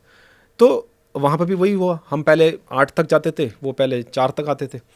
तो जब हमें 8 तक जाने नहीं दिया तो हम भी उनको 4 से पहले रोकते थे। जब वो रोकते थे तो लड़ाई होती थी, जब वो हमें रोकते हैं तो हम भी लड़ाई होते हैं। और वहाँ पर पेंगोंग त्सो लेक भी है, तकरीबन 120 किलोमीटर के आसपास है, जिसका 1/3 भाग हमारे पास है, 2/3 भाग उनके पास है। तो ये काफ़ी दिन से चल रहा था, जब हम भी थे वहाँ पर चल रहा था। इसीलिए मैंने उस टाइम पर लिखा था कि अगर एक लोकल लेवल पे एग्रीमेंट ना हो, और मैंने इसलिए उसको उस टाइम कहा था कि अगर एग्रीमेंट नहीं होगा, मैं पूरी बॉर्डर एग्रीमेंट्स की बात नहीं कर रहा जो कि हाईएस्ट लेवल पे होती है, लोकल ग्राउंड। हाँ, ग्राउंड एक सम मॉडस विवेंडी जिसे कहते हैं, या जिसको एक ऐसा चीज़ है दोनों समझ जाए कि इस तरह से अगर चलेगा तो लड़ाई होगी। कारण ये है कि दोनों देश के जवान खड़े हैं, दोनों गर्म खून है, दोनों विश्वास करते हैं कि भाई ये तो मेरा ज़मीन है, ये तो गलत है। अब जो चाइनीज़ है वो भी तो यही विश्वास कर रहा है कि मेरा ज़मीन है, भारत का बोल रहा नहीं तो मेरा ज़मीन है। तो वहाँ पर हम वो भी मानते हैं कि भाई भारत अंदर आए, हम बोलते हैं कि वो अंदर आए, तो लड़ाई तो होगी। इसलिए मैंने उस टाइम कहा था कि अगर हम पेट्रोलिंग के दौरान कोई एग्रीमेंट अगर हम करें, हमारे पास टेक्नोलॉजी है, सैटेलाइट्स है, यूएवीज है, ड्रोन्स है, you can use and you can see कि कौन से एरिया में आ रहा है, कब नहीं आ रहा है, अगर and there is a mechanism. और उस अगर एग्रीमेंट तक पहुंचते तो मेरे ख्याल से शायद नहीं होता, शायद नहीं होते। मगर ये पर्टिकुलर इंसिडेंट सर गलवान वाला, और आप तो इस एरिया से काफ़ी भली भांति आपको पता है, यू नो द टेरेन, ज़मीन पता है, पीएलए की एक्टिविटी पता है, हमारी एक्टिविटी पता है। क्या हुआ था इन द सेंस, ऐसा क्या हो गया कि मतलब गुत्थम गुत्था की लड़ाई हो गई, लोगों की जाने गई, उन्होंने मारा, हमने मारा, बहुत नुकसान हो गया? निखिल, इसमें सबसे पहला कारण जो ट्रस्ट डेफिशिएंसी है, विश्वास की कमी दोनों तरफ है। क्योंकि जैसे मैंने कहा कि वो सोचते हैं कि भाई ये तो हमारा एरिया है। अब हिस्टोरिकल रीजंस पे जाओगे, 62 वॉर, उससे पहले ब्रिटिश, वो सब हम मतलब ऊपर लेवल पे सब होती है, लेकिन ग्राउंड पे नीचे लेवल पे जैसे बोलते हैं ना, diplomacy is decided in the last 100 metres of the borders, वहीं पर होती है डिप्लोमेसी की अल्टीमेट जो इन्फेंट्री डिसाइड्स की भाई डिप्लोमेसी कितना है, जो भी तुम करते रहो आप वहाँ पर, लेकिन वहाँ पर ग्राउंड पे डिसाइड होती है। तो ये गलवान इंसिडेंट भी मेरा पर्सनल ये मानना है कि it was not planned that it should happen that way. दोनों तरफ से ऐसा नहीं था कि इस तरह से गुत्थम की लड़ाई करेंगे, ऐसा नहीं था। लेकिन it was led into it क्यों? तैयारी पूरी थी, दोनों तरफ तैयारी पूरी थी कि अगर, क्योंकि तैयारी इसलिए पूरी थी क्योंकि मैंने जैसे कहा एक मिस्ट्रस्ट हो रखा था दोनों तरफ, और दोनों तरफ को ये पता था कि किसी भी दिन इस तरह से गुत्थम की लड़ाई पहले भी हुई है। तो जब ये जैसे जैसे टेम्परेचर्स बढ़ते गए तो नेचुरली फौज है तो अपना तैयारी करते रहेंगे। तो जिस तरह से चाइनीज़ करता है तो उस तरह से हम भी करते हैं, तो अगर वो 2 देते हैं तो हम 4 देते हैं, तो इस तरह की बातें वहाँ भी होती है। तो उस टाइम पे जब एग्रीमेंट पहुँचा कि आपने इस एरिया से जाना है और चाइनीज़ ने उस टेंट को हटाना है, तो वो डिसीजन तो शायद ऊपर ले लिया था, लेकिन नीचे पर्कुलेट हुआ है या नहीं हुआ है, या जानबूझ के किया है, जिसकी वजह से कर्नल संतोष बाबू को जाना पड़ा वहाँ। और उन्होंने वही किया जो उनको ऑर्डर मिला था, और वो वही किया जो एक सीओ करता, commanding. There is no question that कि वो वहाँ पर कैसे रहे। लोग बस सोचते हैं कि यार एक टेंट कैसे, कोई क्वेश्चन ही, सवाल ही नहीं। जब आपने एग्रीमेंट कर दिया है तो वहाँ पर कोई जितना जैसा होगा 1 इंच भी नहीं छोड़ेंगे, that is the way we are.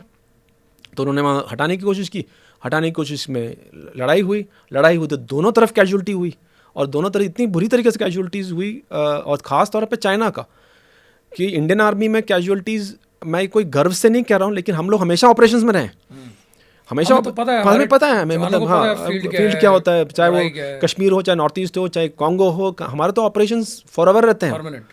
लेकिन चाइना के लिए एक बहुत बड़ी चीज़ होती है, एक बहुत बड़ा धक्का था उनको कि वियतनाम वॉर 1979 के बाद उनको एक ऑपरेशन में इतने ज़्यादा कैजुअल्टीज़ जो कि यूएस के इंटेलिजेंस सोर्सेस ने भी कंफर्म किया है। तो सर आप कह रहे थे, मतलब सोचने वाली बात है, इन्फेंट्री तब से है जब से आदमी एक दूसरे से लड़ रहा है, और 21वीं सदी में भी लोग लकड़ी, पत्थर, भाले, डंडे इनसे लड़ रहे हैं और आज भी एक दूसरे का खून पी रहे हैं।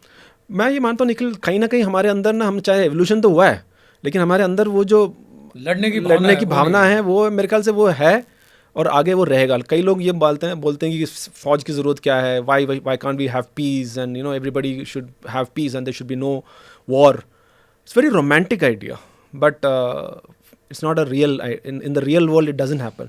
हम सिर्फ उसको मैनेज कर सकते हैं, लेकिन ये लड़ाई चलती रहेगी और ये जो basic human instinct of fighting, that I think that animal instinct I think will always remain. Absolutely sir, ये गन्स वर्सेस बटर बोल लो या रोटी वर्सेस बंदूक बोल लो, इसका जो डिबेट है ये एकेडमिक सर्कल में तो बहुत अच्छा चल सकता है और कुछ हद तक सही भी है, लेकिन मैं तो मानता हूँ सर कि सेना जो है या armed forces, not just army, ये किसी भी देश की इंश्योरेंस पॉलिसी है और उसका प्रीमियम तो सरकार को देना पड़ेगा। बिल्कुल, मैं ये मानता हूँ निखिल की फौज, और वो भी एक शक्तिशाली फौज, युद्ध ना होने के लिए है। इट इज़ नॉट कि जैसे आम जनता या आम लोग सोचते हैं कि फौज है युद्ध के लिए है। मैं ये मानता हूँ कि एक शक्तिशाली, एब्सोल्युटली शक्तिशाली फौज युद्ध ना होने के लिए, it's a deterrence against war. आपका क्या इंप्रेशन है पीएलए के बारे में, या पीएलए मतलब चाइनीज़ आर्मी के बारे में, पीपल्स लिबरेशन आर्मी? क्या वो हमारे जैसे ही हैं? क्या वो हमारी तरह सोचते हैं? और क्या वो हमारे जैसे लड़ाके हैं?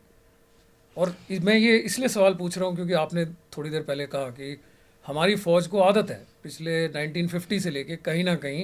Eight first I consider PLA as a professional soldiers. उनके अंदर भी अपनी तरीके से वो प्रोफेशनल, ऐसा नहीं है कि वो ढीले डाले हैं। मैं ये नहीं मानता, क्योंकि कोई भी दुश्मन को कभी भी हम कमज़ोर समझना भी नहीं चाहिए और वो है भी नहीं।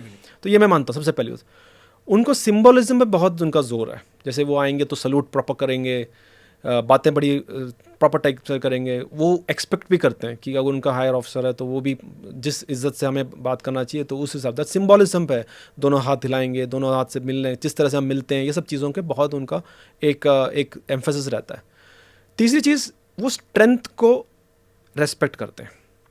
तो अगर आप वीक दिखते हैं तो वो आपके सर पर चढ़ेंगे, लेकिन अगर वो लगता है कि यार ये वहाँ पर टफ है तो वो नहीं दबाएंगे। तो इसलिए जब हमारा राजपूत रेजिमेंट, जो मेरे पलटन वहाँ गया था, तो मैंने जितने भी मेरे बास्केटबॉल, जितने भी मेरे कुश्ती तगड़े बंदे सबसे आगे रखा था। और उनके जो हमारे एक वो जो मूछे हैं वो बड़े मूछे रखते थे, तो ये 6 फुट वाले सारे के सारे आगे रहते थे। तो ये देख के ही थोड़ा साइकोलॉजिकल उनका एक इम्पैक्ट होता था, तो वो थोड़ा कम प्रॉब्लम करता था, क्योंकि उनका ये करते कुछ नहीं थे, लेकिन सिर्फ खड़े होने, इनके जो तेवर देख के ही समझ जाते थे कि भाई इनसे पंगे नहीं लेना चाहिए।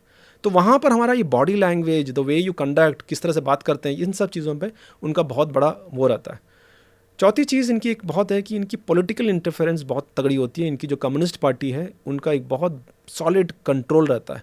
तो जब भी हम आमने सामने इनसे बात करते रहते तो एक अकेला आदमी दूर खड़ा होता था। पहले हमें लगता था कौन है ये खड़ा, पॉलिटिकल कमिश्नर। तो वो खड़ा रहता था, वो सिर्फ देखता रहता था कि क्या कर रहा है, क्या नहीं कर रहा है। और जब भी इनको कोई प्रॉब्लम होती थी, ये वापस जाके उनसे पूछता था कि क्या हम करें, जो इंडियन आर्मी जो बोल रही है सो सुने नहीं सुने, और फाइनल डिसीजन उनका होता था। तो ये हमारे लिए एक बहुत पेक्यूलियर था कि भाई हम तो अपना चेन ऑफ कमांड ये होता था, और यहाँ पर चेन ऑफ कमांड वो बटालियन कमांडर को नहीं पूछता था, वो पॉलिटिकल कमिश्नर को पूछता था कि हम ये करें नहीं करें, और उनका गो हेड के बाद ही वो करता था। पॉलिटिकल इंटरफेरेंस है, हाँ, टैक्टिकल लेवल पे भी, बिल्कुल फंक्शनल लेवल, एब्सोल्युटली। तो और ये बहुत ही अजीब बात है सर, क्योंकि आप और मैं दोनों जानते हैं कि भारतीय सेना में तो एक्शन लेवल पे या फंक्शनल लेवल पे, जैसे आपने कहा चेन ऑफ कमांड, आप अपने सुपीरियर जो भी हैं किसी भी लेवल से, आप उनको रेफर करोगे। बिल्कुल, कोई पॉलिटिशियन या कोई पार्टी वाला तो उधर आएगा नहीं आपको बताने के लिए क्या करना है। और मुझे याद है सर कि वो चाइनीज़ ऑर्गेनाइजेशन जब हम पढ़ते थे तो उसमें लिखा हुआ है कि एक इन्फेंट्री बटालियन में सीओ के अलावा उनके कमांडिंग ऑफिसर के अलावा एक पॉलिटिकल कमिश्नर भी पोस्टेड है। बिल्कुल, जो सीधा पॉलिटिकल पार्टी, जो कि इनकी चाइनीज कम्युनिस्ट पार्टी है, उसको रिपोर्ट कर। Absolutely, political commissioner always had lot of respect. But Chinese का उस मामले में मैंने ये देखा कि थोड़ा से उनका मेंटली वो वीक है, कारण क्योंकि उनका टेक्नोलॉजिकली वो इतने एडवांस्ड है। क्योंकि अभी फॉर एग्जांपल एक गाड़ी में आते हैं, वो गाड़ी में रहते हैं, वो गाड़ी एयर कंडीशन होती है, तो अगर हमारा फेस ऑफ चल रहा, फेस ऑफ का मतलब होता है कि आमने सामने खड़ा होके खड़ा हो, और कई बार फेस ऑफ जो है हमारे वहाँ पर 19 घंटे भी चले, पीछे 19 घंटे हम खड़े रहे हैं, क्योंकि ना वो पीछे जा रहे हैं ना हम पीछे जा रहे हैं, और धक्का मुक्की चल रही है। हाँ नहीं, उसके बाद क्या धक्का मुक्की बंद हो गई, लेकिन अभी पहले आप जाओ पहले हम जाएंगे, उस तरह की बातें, या जो वो बोलेंगे माना नहीं, क्योंकि ट्रस्ट नहीं है। हाँ, तो वो 19 घंटे तक हम भी खड़े हुए हैं। तो हमारे जो लड़के हैं वो खड़े रहेंगे ऑफकोर्स रोटेशन पे, लेकिन चाइनीज़ का थोड़ी देर के बाद वो फिर एक आदमी खड़ा करेंगे और फिर वो बाकी वो गाड़ी में बैठ जाएंगे, इस तरह की चीज़ें भी देखें। तो उनकी फिजिकल फिटनेस डेफिनेटली हमारे बेटर है, कोई शक नहीं है। Technologically yes, in some aspects they are better off, they are little bit off, they are better than us, but I do consider them as professionals. ऐसी बात नहीं कि that they should be considered as a rag tag army, ऐसे तो नहीं मानता मैं। वो राइटली सेड सर, कभी भी दुश्मन को कम नहीं देखना चाहिए। हमारे से प्लानिंग में तो हमारे से अच्छा ही समझना चाहिए, जानना चाहिए कि हमारे जितना तो लड़ ही लेंगे, और अगर ऐसा करेंगे तभी हमें विजय मिल सकती है, सक्सेस मिल सकती है। तो सर चाइना की बात हो गई, पाकिस्तान की बात हो गई, और मुझे पता है कि आप अफ्रीका में भी रहे हो, यूनाइटेड नेशन संयुक्त राष्ट्र में आप मिलिट्री ऑब्जर्वर रहे हो कॉन्गो में। तो वहाँ मैंने आपकी एक फ़ोटो देखी है जिसमें एक पाकिस्तानी ब्रिगेडियर आपको सीने पे तमगा लगा रहे हैं, एक मेडल दे रहे हैं। तो जहाँ तक मेरा एक्सपीरियंस है, पाकिस्तानी तो गोली मार रहे थे, ये मेडल कहाँ से आ गया? एब्सोल्युटली निखिल, मतलब Indian army officers and Pakistani they only exchange bullets. तो इट्स वेरी रेयर कि पाकिस्तानी ब्रिगेडियर जनरल, मुझे उनका नाम भी याद है, brigadier general Farooq Bashir. General Farooq Bashir, if you are listening to this, please give us a shout out. So he was the deputy of our division, and the जो GOC थे general Bikram Singh, जो बाद में हमारे चीफ भी बने थे, अगेन अनदर फाइन ऑफिसर। तो और उसी टाइम पे निखिल जो बाद में चीफ बने brigade commander Bajwa, he was also commander there, and वो भी वहाँ पर उस टाइम पे थे। दोनों इंडियन आर्मी के और हाँ, पाकिस्तान आर्मी के फ्यूचर चीफ एक साथ टाइम पे थे, एंड ये सारे हम लोग मिलते रहते थे, बीच में बातें होती रहती थी। और वहाँ पर यूएन का कल्चर ऐसा होता है कि वहाँ पर, यहाँ पर वो दुश्मनी है, वहाँ वो ऐसा नहीं है। In fact you will be surprise to know Nikhil, जिस ऑफिस में मैं बैठता था तो मेरे ऑपोजिट में एक पाकिस्तानी था, मैं यहाँ था, और सेंटर में एक ब्रिटिश ऑफिसर था जो हमारा बॉस था, और हम और वो आपस में हिंदी में और उर्दू में बात करते रहते, पूरे दिन भर बात करते रहते, और ये सोचते थे, ये हमको बोलते थे, यार तुम वहाँ तो तुम लड़ते रहते हो और यहाँ तुम दिन भर बातें करते रहते हो, क्या करते रहते हो तुम लोग, क्या, I don't understand you guys. So anyway, that is kind of thing. I hope you're not conspiring against the British guy. नहीं, naturally, अपनी we have a common history. Absolutely. So तो वो बातें करते रहते हैं, जैसे इंडियन और पाकिस्तानी में ऑफिसर्स में भी ज़्यादा कोई डिफरेंट कल्चर वाइज या उस तरह का कोई ज़्यादा ज़मीन आसमान का कोई फ़र्क नहीं है। तो नॉर्मल सारे तकरीबन सेम होते थे। इन्फेंट्री ऑफिसर तकरीबन वैसे ही है, आर्मर्ड कोर के ऑफिसर तकरीबन वैसे ही होते, फुल स्टाइल होता है उस तरह का, एंड जो जवान होते हैं वो वैसे होता है। इनफैक्ट मैंने ऐसे भी जवान देखे हैं पाकिस्तानी जो उनके ब्रिगेड के थे, जो हमको जय हिंद करके सलूट भी करते थे, ऐसे भी लोग, हाँ हमने देखे, सलूट भी करते थे वो, क्योंकि वो इज़्ज़त एक नॉर्मल एक वो कर्टसी आती है। तो और इसी तरह से हमारे लोग भी करते थे, जो हमारे जो जनरल थे जब बिक्रम सिंह सर के सामने, Pakistan officers also very courteous. Similarly we were also courteous to the Pakistani officers. और इनफैक्ट एक इंटरेस्टिंग ये था कि 2007 में under the first world cup, T20 world cup हुआ था साउथ अफ्रीका में, जो धोनी जीते। तो उस टाइम पे that match was shown live in a big screen हमारे वहाँ पर एक बड़ा सा हॉल में, एंड पूरे इंटरनेशनल क्राउड था। तो एक तरफ पूरा पाकिस्तानी ऑफिसर्स बैठे थे, एक तरफ पूरा इंडियन ऑफिसर्स बैठे थे, बीच में सारे न्यूट्रल सारे south African, England, Bangladeshi officer, Sri Lankan सारे बैठे, and that match if you remember it was very up and down. Last में हम लोग जीते थे, एंड देन पूरे गले वाले मिले थे। Of course Pakistanis were not very happy, but हम लोग बड़े जोश में और आए थे, और फिर ऑफ कोर्स उन्होंने आके मुबारकबाद भी दिया था। तो वहाँ का एक माहौल डिफरेंट था। I think before we go head sir, we must inform the audience कि जो महेंद्र सिंह धोनी हैं वो एक्चुअली भारतीय सेना की टेरिटोरियल आर्मी में लेफ्टिनेंट कर्नल हैं। तो lieutenant colonel MS Dhoni, if you are listening to this podcast, would really like a shout out. And उस मेडल के बारे में ये था कि that is a UN medal given to actually every officer, but उस टाइम पे ऐसा हुआ था, तो GOC जो जनरल बिक्रम सिंह सर थे, he was on leave, so the deputy was there, and was very gracious enough कि उन्होंने मेरे को मेडल दिया, and he also knew the moment. तो उन्होंने भी ही न्यू दैट कि this is very rare, very rare where in an Pakistani officer is giving a medal, and that too pinning, वो अपना लगा कर देना बहुत ही रेयर थी। Are you in touch with him sir? No, not at all. No, you never know. Not alone, We can call him on a podcast. Now, you mentioned, sir, you served with many generals, and इतनी service में कई अच्छे अच्छे generals के साथ आपका interaction हुआ होगा, और कई ऐसे हमारे जनरल्स होंगे जिन्होंने आपको इंस्पायर भी किया होगा। तो दो के बारे में तो मुझे पता है, और मैं जानना चाहूँगा सर आपने इनसे क्या सीखा। पहले तो हैं जनरल अता हसनैन, जो 15 कोर कमांडर रहे श्रीनगर में, और काफ़ी वो न्यूज़ में आते हैं, काफ़ी न्यूज़ में अपने व्यूज़ बताते हैं। तो आप उनके साथ भी रहे हो, और आप लेफ्टिनेंट जनरल वाई.के. जोशी, जो कि नॉर्दर्न आर्मी कमांडर रहे और जो वॉर वेटरन है, डेकोरेटेड सोल्जर हैं, वीर चक्र हैं, और उनके साथ भी आपने बहुत करीबी से काम किया है। तो इनके बारे में सर आप क्या बता सकते हैं? समय की वजह से हम सिर्फ दो लोगों के बारे में बात कर। सबसे पहले जनरल हसनैन के बारे में। जनरल हसनैन, जब मैं उरी में था तो हमारे ब्रिगेड कमांडर थे वहाँ पर।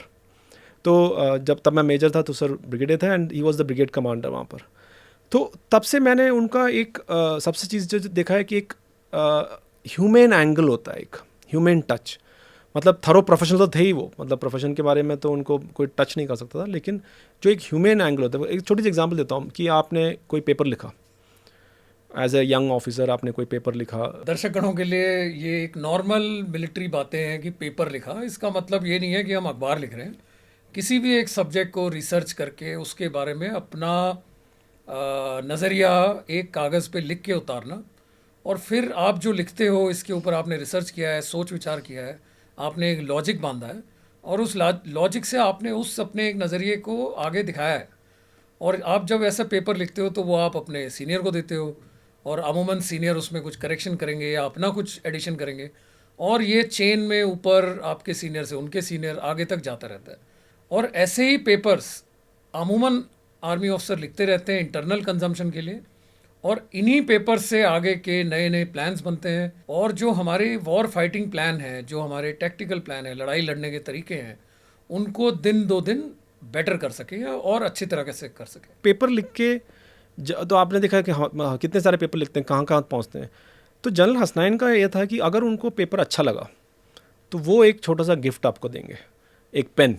मुझे याद है, और मुझे बड़े गर्व से कह सकते हैं मुझे भी पेन मिला है इसके बारे में। ये एक छोटी सी चीज़, तो एक यंग ऑफिसर के लिए ये बहुत बड़ी चीज़ होती है कि एक मोटिवेशन, हाँ यार मैं लिख सकता हूँ और मेरे जो चीज़ें हैं वो लोगों ने उसको अप्रिशिएट किया है। तो ये एक आपसे 5-6 लेवल ऊपर एब्सोल्युटली ब्रिगेडियर हैं, आप लेफ्टिनेंट हो, कोई आपको वो टोकन है सर। एब्सोल्युटली। मैं ये मानता हूँ कि general Hasnain was ahead of his times. At least जो कश्मीर में जो उनका हैंडलिंग था कि कश्मीर के जो लोगों को, आवाम को एक डिफरेंट टाइप ऑफ ट्रीटमेंट, मतलब उनका जो था कि एक होता है कि जो गन्स और जो फोर्स के अलावा, क्योंकि काउंटर टेररिज्म के एक ऐसा स्टेज आता है जबकि आपको गन्स के बाद अगला स्टेज होता है, फाइन बैलेंस होती है। क्योंकि कई बार आपने गन्स को रोका तो वायलेंस बढ़ गया, तो आपके ऊपर क्रिटिसिज्म भी होगा, और अगर आपने गन्स को रोका नहीं तो फिर से again it can go into. तो I think that General Hasnain had this thing of understanding what the common man wanted. जमीन से जुड़े हुए थे, and specially in Kashmir he knew what the अवाम wanted. He understood the operational aspect. ऐसा नहीं है कि उन्होंने ऑपरेशन को पूरा छोड़ दिया। उन्होंने ऑपरेशंस भी पूरे, टेररिस्ट भी मारे थे, टेररिस्ट भी किए, बट उनको आवाम के बारे में भी उनको पूरा एक ज्ञान था। तो ये सब चीज़ें मैंने जनरल हसनैन से, ऑफकोर्स बहुत सारी चीज़ें हैं, लेकिन कुछ एक चीज़ें, जहाँ तक जनरल जोशी की बात है, वो मेरे जीओसी थे जब मैं सीओ था लद्दाख में। तो उनके बारे में मैं ये सिर्फ कहूँगा कि जब हम चाइनीज़ के साथ में, जब हमारे ये जो प्रॉब्लम्स इंटरेक्शन होता था, हॉट इंटरेक्शन होता था, पोलाइट इंटरेक्शन होता था, नॉट सो पोलाइट इंटरेक्शन होता था, तो निखिल मैंने एकमात्र ऑफिसर ऐसे देखे हैं जिनको मैं जब जाता था चाइनीज़ के साथ में, जब ये प्रॉब्लम होते थे तो वो बोलते थे कि please ask general Joshi, in case he says we will agree. This was his stature then. तो वो इतने ज़्यादा उनके अंदर विश्वास था चाइनीज़ को कि he is as an officer, उनको पता है, क्योंकि ये वो वहाँ चाइना में भी डीए रहे हैं, he was the brigade commander भी रहे हैं, तो उनको उस ग्राउंड के बारे में पता था। क्या होता अमूमन क्या होता है कि जब चेंज होकर लोग चेंज होते रहते तो हालात बदल सकते हैं। तो without compromising on any national interest, ऐसा नहीं है कि कोई वो national, but he knew how to resolve things.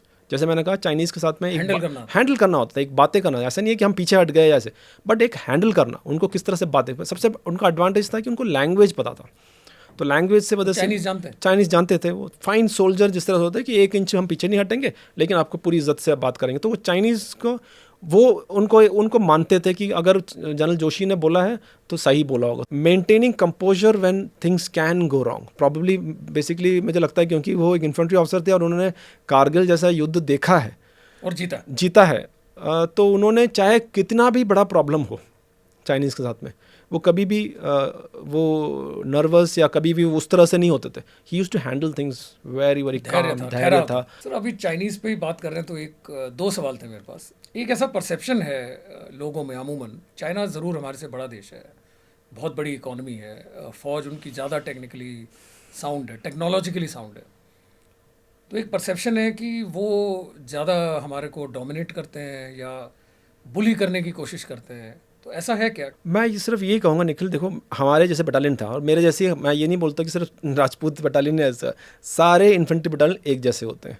आपको पता है कि अगर आप देखें कि किस तरह से एक नॉर्मल इंटर कंपनी मैच में या बटालियन लेवल मैच में कैसे जंग लग जाती है, तो आप सोच सकते हैं कि अगर इंटर बटालियन मैच में, हॉकी मैच में जंग लग सकती है, तो क्या इंडिया और चाइना के बीच में जब वहाँ पर दोनों आपस में खड़े हैं, जहाँ पर हमारी देश की इज्जत की वाली बात है, तो आप सोचते हैं कि हम 1 इंच भी पीछे आएंगे? तो सबसे बड़ी मेरी चैलेंज ये थी कि मैं अपने लड़कों को कैसे पीछे करूँ, क्योंकि वो उनके अंदर उतना जोश था, उतना जज्बा था कि वो कभी भी नहीं हटे। अगर उन्होंने तीखे नज़र से भी देखा तब भी इनके खून गुस्सा आ जाता है। तो कोई सवाल ही नहीं पैदा होता है कि चाइनीज़ हमें बुली कर सकता है या आंख दिखा के बिठा सकता है। वो टाइम चला गया, वो टाइम कभी था भी नहीं। तरह से बर्ताव करते हैं चाइनीज़, उसी तरीके से वापसी बर्ताव। आप हाथ मिलाओगे तो हम गले लगेंगे, लेकिन अगर आपने हाथ ऊपर किया तो पिटेंगे भी। सिंपल सी चीज़ है। तो ये इसमें कोई शक ही नहीं है और ये सबको ही पता है। लेकिन ये कहना कि वो हमें बुली करते हैं, ये मैं नहीं मानता। मैं ये ज़रूर मानता हूँ कई बार हम उनको बुली करते हैं। एक और सवाल है, चाइनीज़ खाना खाया सर? चाइनीज़ वाला खाना खाया है। हमारा जैसे बॉर्डर मीटिंग्स होती हैं जो, उसमें भी 2 तरीके की मीटिंग, एक जैसे लड़ाई के बाद एक मीटिंग होती है और एक होती है सेरेमोनियल मीटिंग। तो सेरेमोनियल मीटिंग में हम जाते हैं, वहाँ पर खूब वहाँ पर लेआउट किया जाता है और वहाँ से जब वो आते हैं तो हम भी यहाँ पर उनका लेआउट करते, पूरा म्यूज़िक और वो सब चीज़, फ्रेंडली एटमॉस्फेयर होता है। तो उस टाइम मैंने खाना खाया। वैसा चाइनीज़ है जो हम खाते हैं या कुछ और ही चाइनीज़ है? नहीं, वो कुछ और ही चाइनीज़ है। लेकिन डेफिनेटली यहाँ का चाइनीज़ और जो हम जो चाइनीज़ कहते हैं और वो वो नहीं है, उनका चाइनीज़ कुछ और था। तो जो भारत का ड्रिंकिंग के साथ नेशनल डिश है चिली चिकन, वो उनके पास नहीं, वो नहीं है। डेफिनेटली नहीं है। I think we have covered north east a little, we have covered Kashmir valley, we have covered LC और कॉन्गो भी सुन लिया, थोड़ी बहुत पाकिस्तान की बातें कर ली, थोड़ी चाइना की। तो before we end and before we wrap it up, एक रैपिड फायर क्वेश्चन हो रहा है सर? बिल्कुल।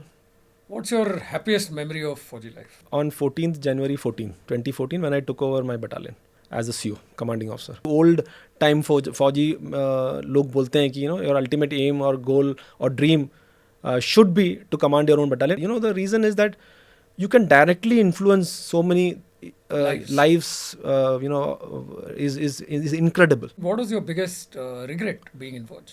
Or one thing which always I find that is somewhere there's a pain is in Arunachal when our unit was there. जब हम वहाँ थे तो वहाँ पर बहुत सारे इंसर्जेंट्स होते हैं जो कि अरुणाचल, नागालैंड, यहाँ के इंसर्जेंसी और कश्मीर के इंसर्जेंसी बहुत फ़र्क होता है टेररिज्म के बीच में।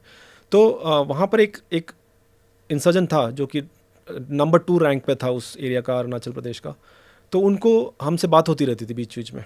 हम कई बार, क्योंकि उस टाइम पे भी फ़ौज के साथ में भी वो हम उसको सरेंडर करने के लिए कोशिश करें, तो हमने उनका नंबर निकाला, उनसे बात किया, पहले उनके फैमिली से मेंबर से बात किया, फिर उनसे बात किया। तो उन्होंने फिर वो लगातार हमसे भी 4-5 महीने तक लगातार कॉन्वर्सेशन करते रहे। तो उसके बीच में उनको कुछ पैसे की ज़रूरत थी, उनके फैमिली मेम्बर्स को बच्चा बीमार था, तो इस तरह हम उनको हेल्प करते रहते थे। तो एक ट्रस्ट लेवल हमने उनको गेन किया था और उस लड़के को फिर finally he agreed to surrender. और लेकिन वो नागालैंड, वो जो उनके कैंप के वहाँ पर था, तो वहाँ से लेके आना था। तो मैं और मेरा एक बॉडी, हम लोग सिविल कपड़े में, सिविल गाड़ी में हम गए वहाँ पर। एक मार्केट एरिया में उनको आने के लिए बोला था, वो आए। और वहाँ से हम उनको लेके वापस अपने पोस्ट में भी आए और पोस्ट में बटालियन हेडक्वार्टर में हमने उनको वहाँ पर उनको रखा। और इंसिडेंटली उसी टाइम पे मेरी पोस्टिंग आई थी और मुझे जाना था कश्मीर वापस।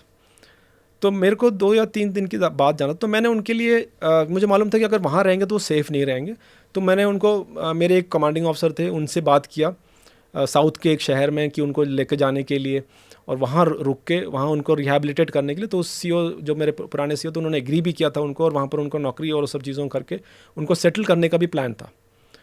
और उसके बाद मैं उनको उनकी टिकट भी बुक कराया और फिर उनको दिया, और मैंने बोला तुम यहाँ से जाना नहीं है, डायरेक्ट यहाँ से ट्रेन से जाना है वापस हैदराबाद, और कम से कम 1 साल के बाद वापस आना है, और आपका जो परिवार है, जो वाइफ और किड है, वो भी वहाँ मिल जाएंगे कर, ये भी हमने बोला था। बीच में उनके जो एक आध रिलेटिव्स को आकर मिलने के लिए दिया था, क्योंकि एक रूमर फैलाया था कि उनको फ़ौज ने मार दिया और उस तरह की चीज़ें। तो उसके बाद मैं चला गया, और मेरे जाने के 2 या 3 दिन के बाद ही जब मैं वापस कश्मीर पहुंचा, जब मैंने अपनी यूनिट से कांटेक्ट किया, तो मुझे पता लगा कि इस लड़के को ये टेररिस्ट ने या इंसर्जेंट्स ने उनको मार दिया, क्योंकि ये लड़का अपने घर पे बच्चे और वाइफ को मिलने रात को, क्योंकि अगले दिन उसको जाना था हैदराबाद या जहाँ पर हमने उसको कर रखा था वहाँ पर जाना था, तो उनको रात को परिवार से मिलने के लिए गए, और इसके बारे में खबर मिली, तो उन्होंने आके उसको टेररिस्ट उसके लिए वेट कर, हाँ, उनसे वहाँ पे जो मिलिटेंट्स थे वो वेट कर रहे थे, और उसको पकड़ा और उसको मार दिया। तो मेरे अंदर एक पेन था कि हमारे हमने काफ़ी उसको वर्क करके उसको वापस सरेंडर कराया, उसको एक सही रास्ते पे लेके आने की पूरी कोशिश सब कुछ कर रहा था, और उसको एक जो टेम्पटेशन, उसको घर में जाने की जो टेम्पटेशन हुआ, उसकी वजह से उसकी जो जान है वो चली गई। अगर वो नहीं जाता तो बच जाता। तो ये एक रिग्रेट ज़रूर है मेरे पास। थोड़ा लाइट करते हैं माहौल सर। अगर आप फौज में नहीं आते तो क्या करते? तो मैं एक फ़िल्म डायरेक्टर बनता। क्या बात कर रहा था? डायरेक्शन बहुत अच्छा लगता है फ़िल्म के बारे में, फ़िल्म हो, डॉक्यूमेंट्री हो, तो ये क्रिएटिव जो चीज़ें हैं, I really love doing it. When I was in college मैंने एक डॉक्यूमेंट्री डायरेक्ट भी किया, दूरदर्शन में टेलीकास्ट भी हुआ था। If not for army probably I would have become a director, maybe assistant of Priyadarshan sir and all, no? उस तरह का। Amazing. I think Malayalam film industry must have. What do you think? I mean, if you have to rate Army, Navy, Air Force on a scale of 10, तो where will you rate, sir? ये बहुत tricky question पूछा नहीं। It is a tricky question that I'm wanting to get something I can make reels with. See, for me as a personal, I was born in an Air Force family. So Air Force I can never look down. Army तो खैर it is there always, life is all about army. अब navy के बारे में मैं कैसे बोल सकता हूँ, क्योंकि मैं खुद कोस्टल टाउन पे रहता हूँ, कोस्टल के 800 मीटर दूर पे मैं केरला में कोस्टल रहता हूँ, तो मेरे लिए रेट करना बहुत मुश्किल है। मेरे लिए तीनों बराबर है। नहीं, ये डिप्लोमेटिक आंसर हो गया। You have to put a number, जो क्वांटिफाइड नहीं है वो दिखाई नहीं देता। तो 9 for all. Sir, if you had to change something about the army, and you're served enough, and I'm sure there are some things you don't like, so what would it be, that one thing that you want to change? Leave whenever asked. Okay, वो हो नहीं सकता, but that is something which I am not only me, I think जितने जो भी सर्व कर रहे हैं या जो बात सभी ये कहेंगे कि एक चीज़ जो अगर हम चेंज करते, छुट्टी जब मांगे तब मिलना चाहिए। लेकिन दिवाली पे सब तो नहीं जा सकते। Taking you back to academy day, sir, कोई फेवरेट डायलॉग आपका जो आपको याद हो अभी तक? IMA days taught me manage. हाँ। Manage means what? सीनियर्स, जैसे मैं आपके सीनियर था, तो आप मेरे सामने आते हो, आप बोलते हो कि तुम Nikhil why are you late, तो बोलोगे सर मेरा साइकिल नहीं था, याद मत दिलाओ। तो मैं बोलूँगा Nikhil manage. Okay, so you have to manage that. ये रीज़न नहीं देना, तो बहाने नहीं मारने। There are no excuses, you can not give excuses that you don't have a gun, you don't have bullets, you don't have ammunition, you don't have kapda, you don't have my bachcha is bimar. No, you have to manage. I think that is one life lesson which academy has, it's a life lesson. One word I think army and right from my academy days is manage. Of course there is a negative connotation to it which I'll not tell. And sir, there must have been some funny incident in your career which you still remember, that you still, when you think about it, you have a quiet smile. हाँ, बहुत सारे ऐसे मौके हैं जहाँ पर आपको हंसने के लिए है। कई बार हमारे ऊपर खुद के ऊपर हंसते हैं, कई बार हम दूसरों के ऊपर हंसते हैं, लेकिन ये एक मुझे याद है जिसमें कि मैंने नहीं चाहा, लेकिन लोगों ने मेरे बारे में कुछ एक चीज़ सोचा और फिर वो बाद में हमेशा ऐसा ही रहा। उसका कुछ ऐसा था कि जब हम कोकराझार उस एरिया में ऑपरेशन कर रहे थे, तो असम में, तो हम लोग ब्रह्मपुत्र नदी के क्रॉस कर रहे थे, किसी एक इलाके में जा रहे थे ऑपरेशन करने के लिए, तो 2 बोट में जा रहे थे। तो एक बोट पे मैं और मेरी जो चार्ली कंपनी के लड़के बैठे हुए थे, दूसरे बोट में जो मेरा कोस्टमेट है लेफ्टिनेंट नवनीत राय, जो मैं पहले कहा था जो शहीद हुए थे, वो और उनके जो ब्रावो कंपनी के जो लड़के थे उसमें बैठे हुए थे, वो जा रहे थे, हम दोनों साथ साथ ही जा रहे थे। तो जब ब्रह्मपुत्र नदी के बीच में पहुंचे तो हालात इतनी ख़राब हुए, मौसम इतना ख़राब हुआ कि बारिश आने लग गया, बहुत बुरी तरीके से बारिश होने लगा। नदी तो सागर समान, नदी तो तो हम दोनों तरफ देखो तो आपको तट नज़र नहीं आएगा, you can't see the bank, ये हालत थी। और ब्रह्मपुत्र वो इतनी रफ नदी है जिसका कि, और वहाँ से हवा चल रही है, तो बोट जो है वो स्वे करने लग गई।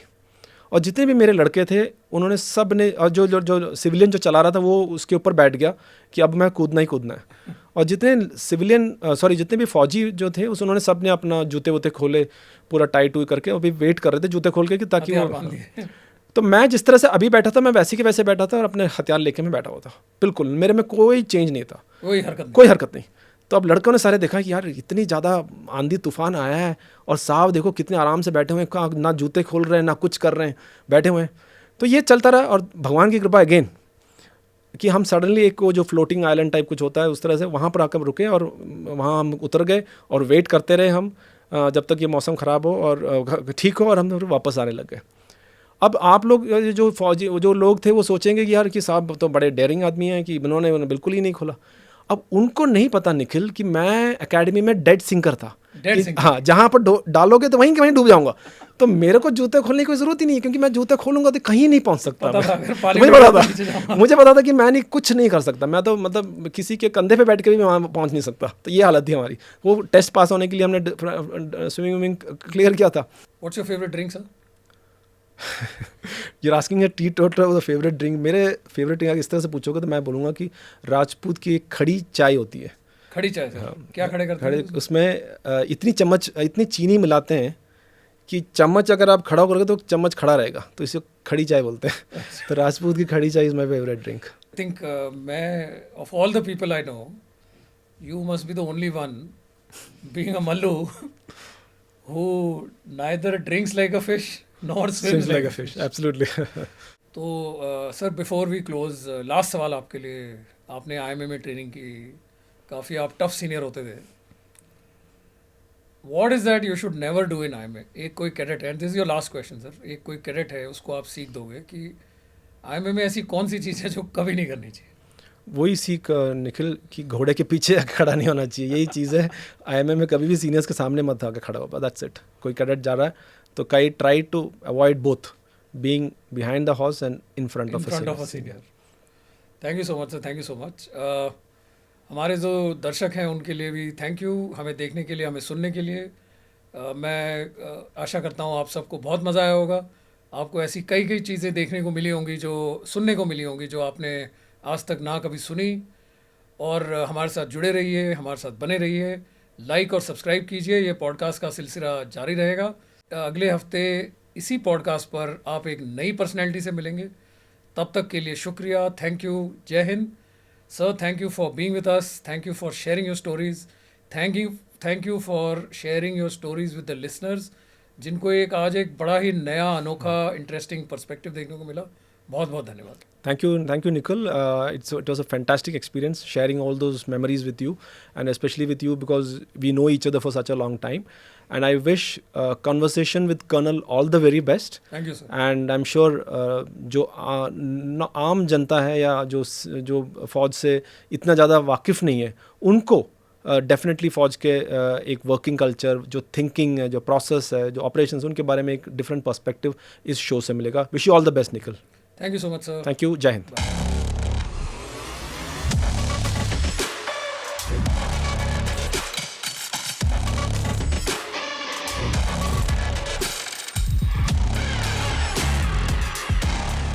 हाँ निखिल, ये बता, ये आइडिया कहाँ से आया? कौन सा? दिस पॉडकास्ट करने का कैसे? This, of course, I know, knowing Nikhil, I know you out of the box thinker always the staff college में मैंने देखा। So how did you get this idea? Sir, बस I saw a lot of other podcasts. I think they are doing a great job. I think Beer Biceps is doing a lot of things. But I realise that एक scope है sir ground stories बताने का, बिल्कुल। और ground stories बिना hype के, और spectrum बहुत बड़ा है सर। फौज में हर किसी की स्टोरी है, हर एक की स्टोरी होती है, एवरीबडी हैज अ स्टोरी। बोलने बैठे तो हम 2-3 घंटे तो हम ऐसे ही बोल सही लेंगे। में इट्स अ फैंटास्टिक आइडिया। आप नए नए लोगों को बुला रहे हैं, उनकी एक एक्सपीरियंस सुनाना, it's a fantastic thing, it's a fantastic thing that, और लोगों को दे देन ओनली एक्चुअली फौज के बारे में पता लगेंगे क्या कर रहे हैं। एंड सब्जेक्ट मैटर एक्सपर्ट हम खुद हैं सर, हाँ। तो ऐसा नहीं है कि पता नहीं है क्या हो रहा है क्या नहीं हो रहा है। कुछ चीज़ें हम ऐसा ड्रामा के लिए भी करते हैं, जानबूझ के मैं आपको सवाल पूछूंगा कि सर ये क्या है वो क्या है, but that's okay, that's more for the audience to understand. या अभी ऐसे इतने सारे चीज़ें हैं जो बोल भी नहीं सकते बाहर, ऑब्वियसली सर, वी विल फौज टेक की सम बातें फौज की रहना चाहिए, कुछ चीज़ें अंदर ही रहनी चाहिए। सही बात है। तो यही है सर, और तो क्या। Good, wonderful.